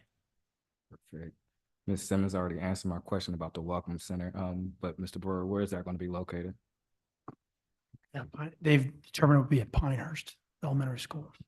And a lot of that work's already started out there, Mr. Calhoun. I really want to acknowledge the efforts of Paul Pelagi, the principal out at Pinehurst. His population, as I think I've shared with you, for MLL students is the largest in the state by 20%. And so that a lot of that work has already started, and I'm grateful to Ms. Simmons for ensuring that we have the extra wraparound support we need to make sure all kids are welcome. Now going down to slide 18, where Ms. Robertson just touched on, that's the MET threshold. Will we be getting a report on which programs or which programs fell under that MET threshold? So I think we shared that list, Mr. Calhoun, maybe in a board brief, but I will make sure that it's clear, because if you didn't understand exactly where, we might not have made it clear where the cut line was on that list. We see all of them. So we'll make sure that you know which ones are included in that threshold. It goes back to some of the family coordinators that Mrs. Roberson referenced earlier, and some other pieces for acceleration schools and et cetera. All right, and how would that fit inside of the, I guess this won't fall into the, let me come back to that question. That's all right. Okay. Because there was another slide where, actually, I think it was Mrs. Simmons when she tossed in the literacy coaches. How would that fall into, say, if a school wanted to have one, put that up under their WSF model, or would that only be district, up under the district? That's a really good question. The line item for Mrs. Simmons and her learning service considerations are people that are currently already in place. So fortunately for principals, they won't have to use their wallet, their WSF wallet, for one of those literacy interventionists on there if they already exist. And that Read to Succeed legislation is asking us to transition those who are not certified, make sure that kids are serviced by certified. So those positions are already there and do not have to be used in the WSF wallet. That's why this is a line item in the GOF. Okay, so, Does that make sense? yes, but I gotta hear it one more time, because say if we have literacy interventionists right now, they are already inside of GO, you're saying they're already inside of GOF? They're not being funded by ESSER right now? So some literacy, we have literacy coaches, we have literacy interventionists, and they're funded different ways in different sites. And some schools have extra support through ESSER for literacy. So it's site-based. It depends on how the school's funded. If the school's funded Title I, GOF, it varies. The line item here under learning service considerations is for the GOF. To transition those folks to certified. If folks want additional support for their MLL, students with disabilities, or pupils in poverty around literacy, they certainly could use their WSF for additional support. So one thing I really want to get to is that we won't be moving anybody. As part of the guardrails, the principals won't be moving anybody who's already on that hard money over to what is essentially soft money on this end. We're highly advising against that. Principals are trying to be really creative because of their excitement about their new wallets to fund as much as they can. But we're trying really hard, Mr. Brigman with Mr. Prentice and me, to ensure that we're not doing a lot of flip-flopping of funding sources.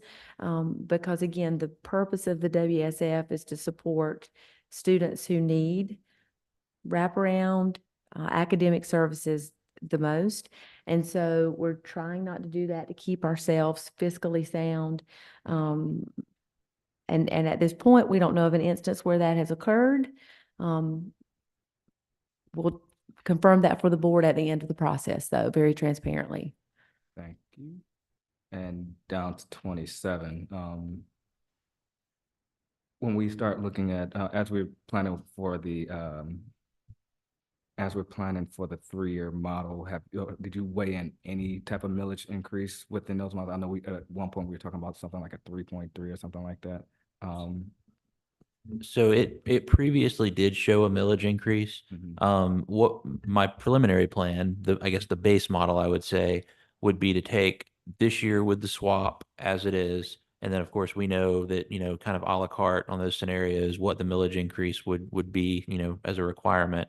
And then for fiscal 26 to show the likely reassessment scenario with millage remaining the same as this year. And of course, if it increased this year, then it would, increase commensurate the future year to support the programs that were supported by increased millage, and then to kind of level back out in fiscal year 2027 with nominal growth based on, kind of our organic 3-year look back. And then on the expenditure side, taking everything that's in the base proposal for this year, rolling that up into next year. And, the give or take, if you will, would be that if we didn't do 5,000 additional this year, then we would show the 5,000 in next year's proposal, and then probably look at something more aligned with like CPI for salary and wage growth going into fiscal 27. And same thing across all of our purchase services, just trying to keep up with the consumer index. Perfect. I'm gonna save that question for the budget workshop. I guess I'll make this my final question. So one thing I did not see was maybe I overlooked it when I was studying this, but the reporting model that we have for the Audit and Finance Committee, will that be with the GOF model? How will we have that reported to us for the oversight each month? Can you clarify that? I'm sorry. So as of right now, we get the monthly GOF, the monthly GOF report within Audit and Finance for the reporting. How will we have this presented? Will it be presented in a similar way? So basically a WSF, or would it be all up under? Yes, sir. Thank you. I wanted to make sure that's what you were getting at. So one of our internal objectives is to create a WSF monthly financial report. And so that would essentially be the second page to the GOF monthly financial report. And we would show that in a similar format. But, our goal was to bring a draft to the board before the first monthly report so that we could get the kinks out of it and make sure that it was what the board wanted to see, broken down by dollars that have been approved to be allocated to programs, dollars that have been expended, and what's remaining by school location. Thank you. That's what I wanted. That's what I needed right there. But then, so say if a principal wanted to make it I think you touched on this as well. If a principal wanted to make a change to their plan, it will basically be the same as the state model, with the ESSER model, which y'all have to do for the state. They have to submit an amendment and whatnot, and then go over. So we want to be really careful that we keep this process tight. So any changes to the WSF or any additions to the WSF with funds that aren't utilized at the beginning of the year do have to be routed back through the approval process to the associate superintendent and then to the chiefs to be reviewed to ensure that it's aligned with the board's goals and guardrails and the other guardrails outlined in the WSF assurance process. Cool. Thank you. Yes, sir. Thank you. All right. I will save my other questions for the board workshop. Thank you, Mr. Prentice and team. Thank you. This was great. Do we have any further questions, comments, concerns, thoughts, prayers? Mr. Calhoun, do you mind if I might ask if you and Mrs. Roberson and other members of the Audit and Finance, the way we've presented the scenarios here in regards to other options for the board to consider at the end, are there any additional scenarios in regards to pay that you'd like to see here, or anything additional for Monday's board workshop as we work throughout the week and maybe over the weekend that we might need to make sure we have represented there for your consideration? Not as far as pay, because I see that you have the option with the classified staff to Yeah, all the way to 100. Yes, sir. We Yeah, built in the 99%, but all the way to 100 is here. Right. I think for my liking it, I would like to 100% market theirs, and I can't think of any other what you think, Ms. Robertson? No, I agree. I think this is perfect right here. And this is good for Monday to present in the budget workshop. Thank you so much for that, Mrs. Roberts. If you all have other things, we do value your input, so certainly connect with us and let us know. Okay. Mr. Duke and Ms. Stamp, did y'all have anything that y'all would like to see forward? No, I think the three scenarios, if we throw too many in there, it just makes it too more complicated. Those are the three main priorities. Yeah. Thank you. Ms. Stamp. Do we give our, do you want our opinion on which one we would? Asking for your opinion, if you think of there's any other, I know what you're asking. I'm just saying, We always value your I'll- opinion, Ms. Stamp. I'll send forward my opinion on which version I think they should adopt for the teachers. So. Okay. Thank you, Ms. Stamp. Thank you. And I'll make sure the board takes a look at this prior to Monday. And if they have anything forward, Thank we can move forward because we are moving in a good direction at this point. So yeah, I will let you know, but I think for what we have as of right now, particularly the way you laid it out, only thing, like I said, only thing I would do is swap that 100% to the 100% to 99%. And then as a board, we need to start thinking about what we want to look at for next year. We need to start that process soon as well, particularly for raises and whatnot.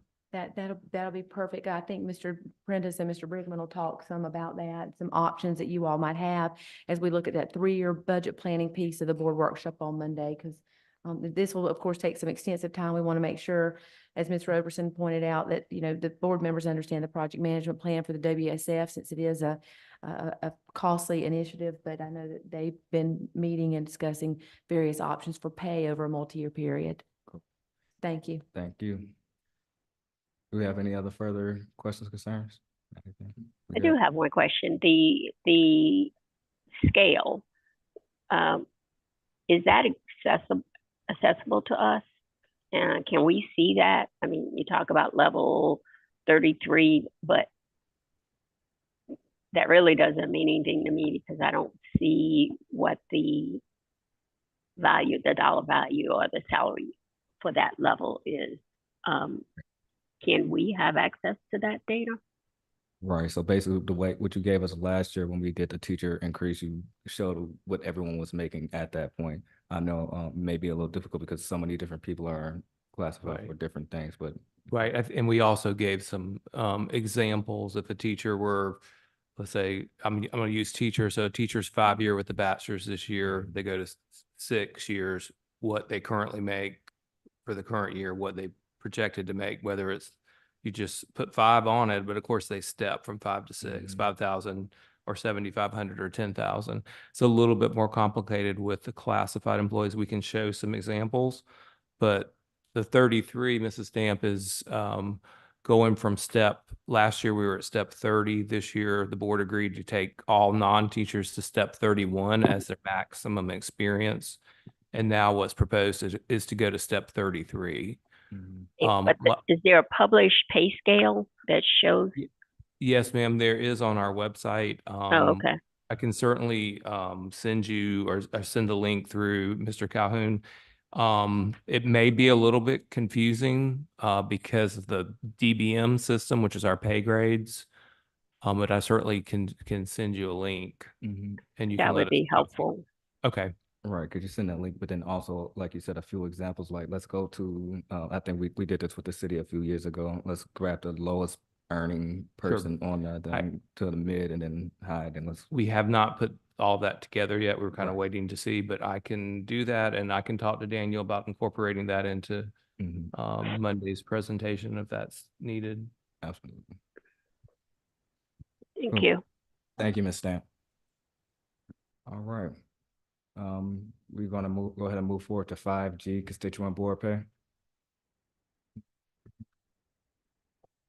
Yes, sir. So we did some research on the general ledger to look at the constituent board function, if you will, and what the budgets have been and what the year-to-date expenditures have been between fiscal 21, 22, 23, and then this fiscal year to date.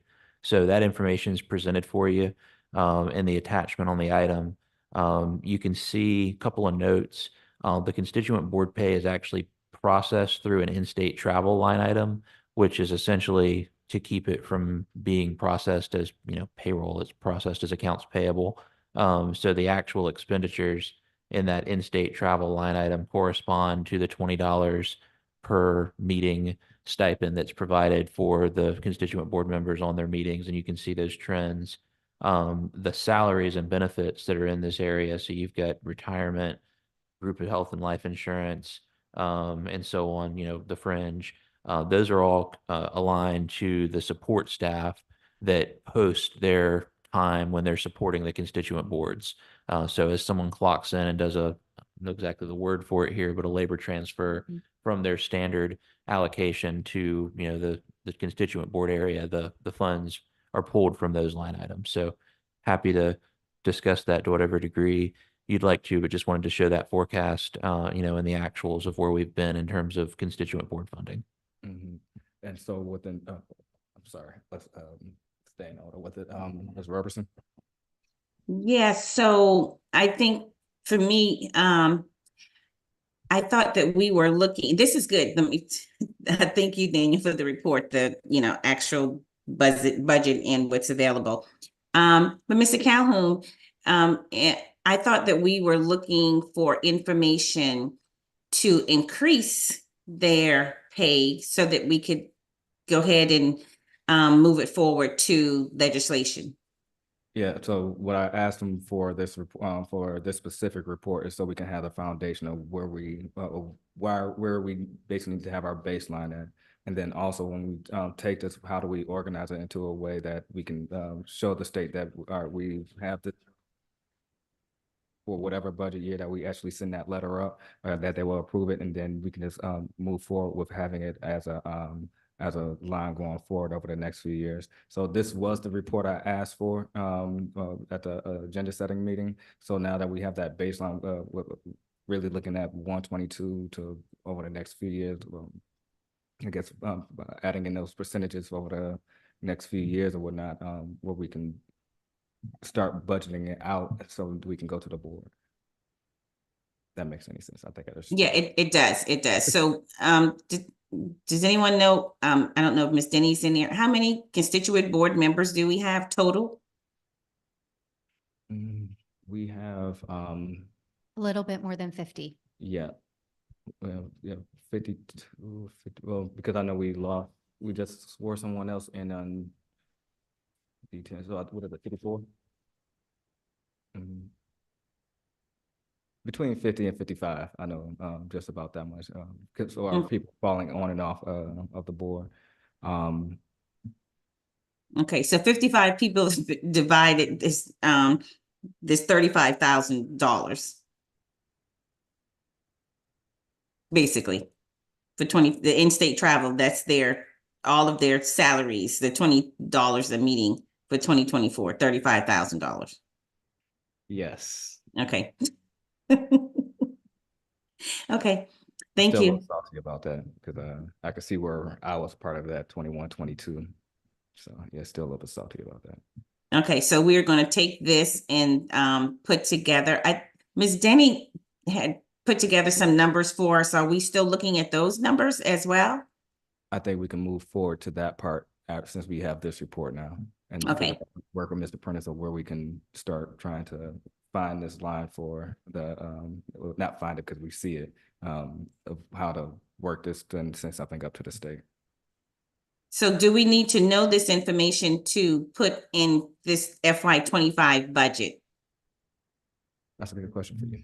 So you can see there's definitely been savings that have accrued, each year, and particularly this year with what we're looking at this point in the fiscal year.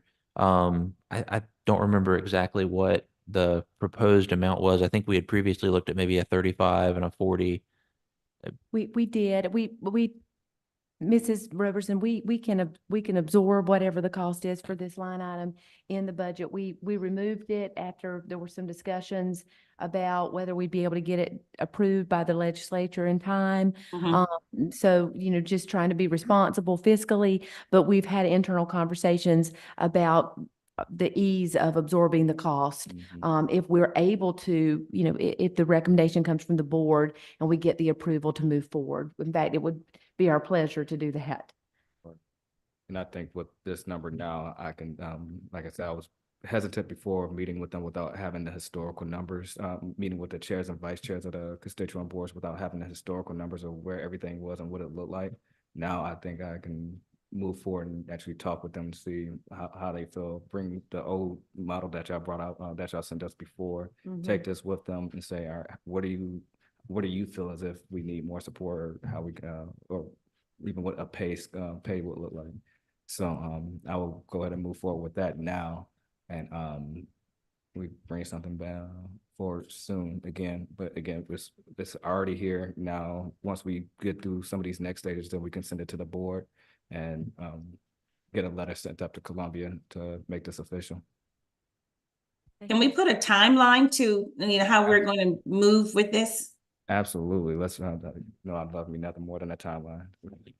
So if we're looking at we are at the beginning of April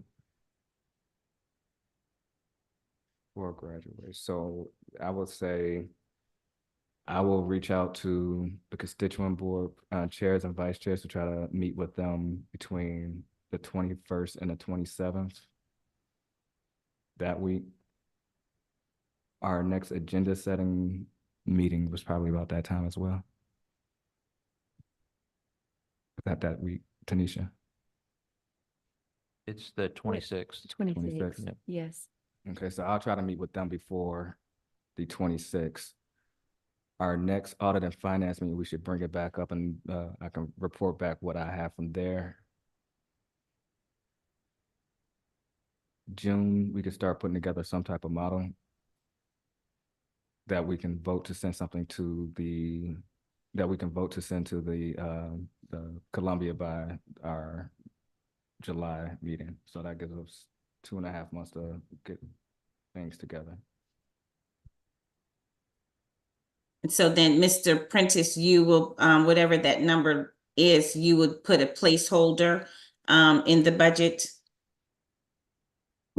Yes, ma'am. Depending on what is ultimately approved, we would likely just be able to absorb a good portion of it, just looking at this year's, year-to-date actual and savings. But if there was an additional budgetary requirement, we'd make the proper adjustment. Okay.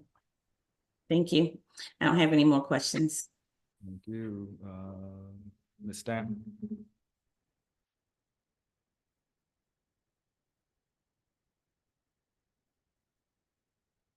All right, Mr. Duke. No question. Thank you, Ms. Duke. No question, I'm good. Perfect. And I said what I needed to say, so I appreciate this. This is exactly what I was looking for. All right, we are now moving forward. We don't have 5H anymore since I moved to 2D. That has been tabled till the next meeting. We will now go to our upcoming meeting, which will be May 7th, 2024.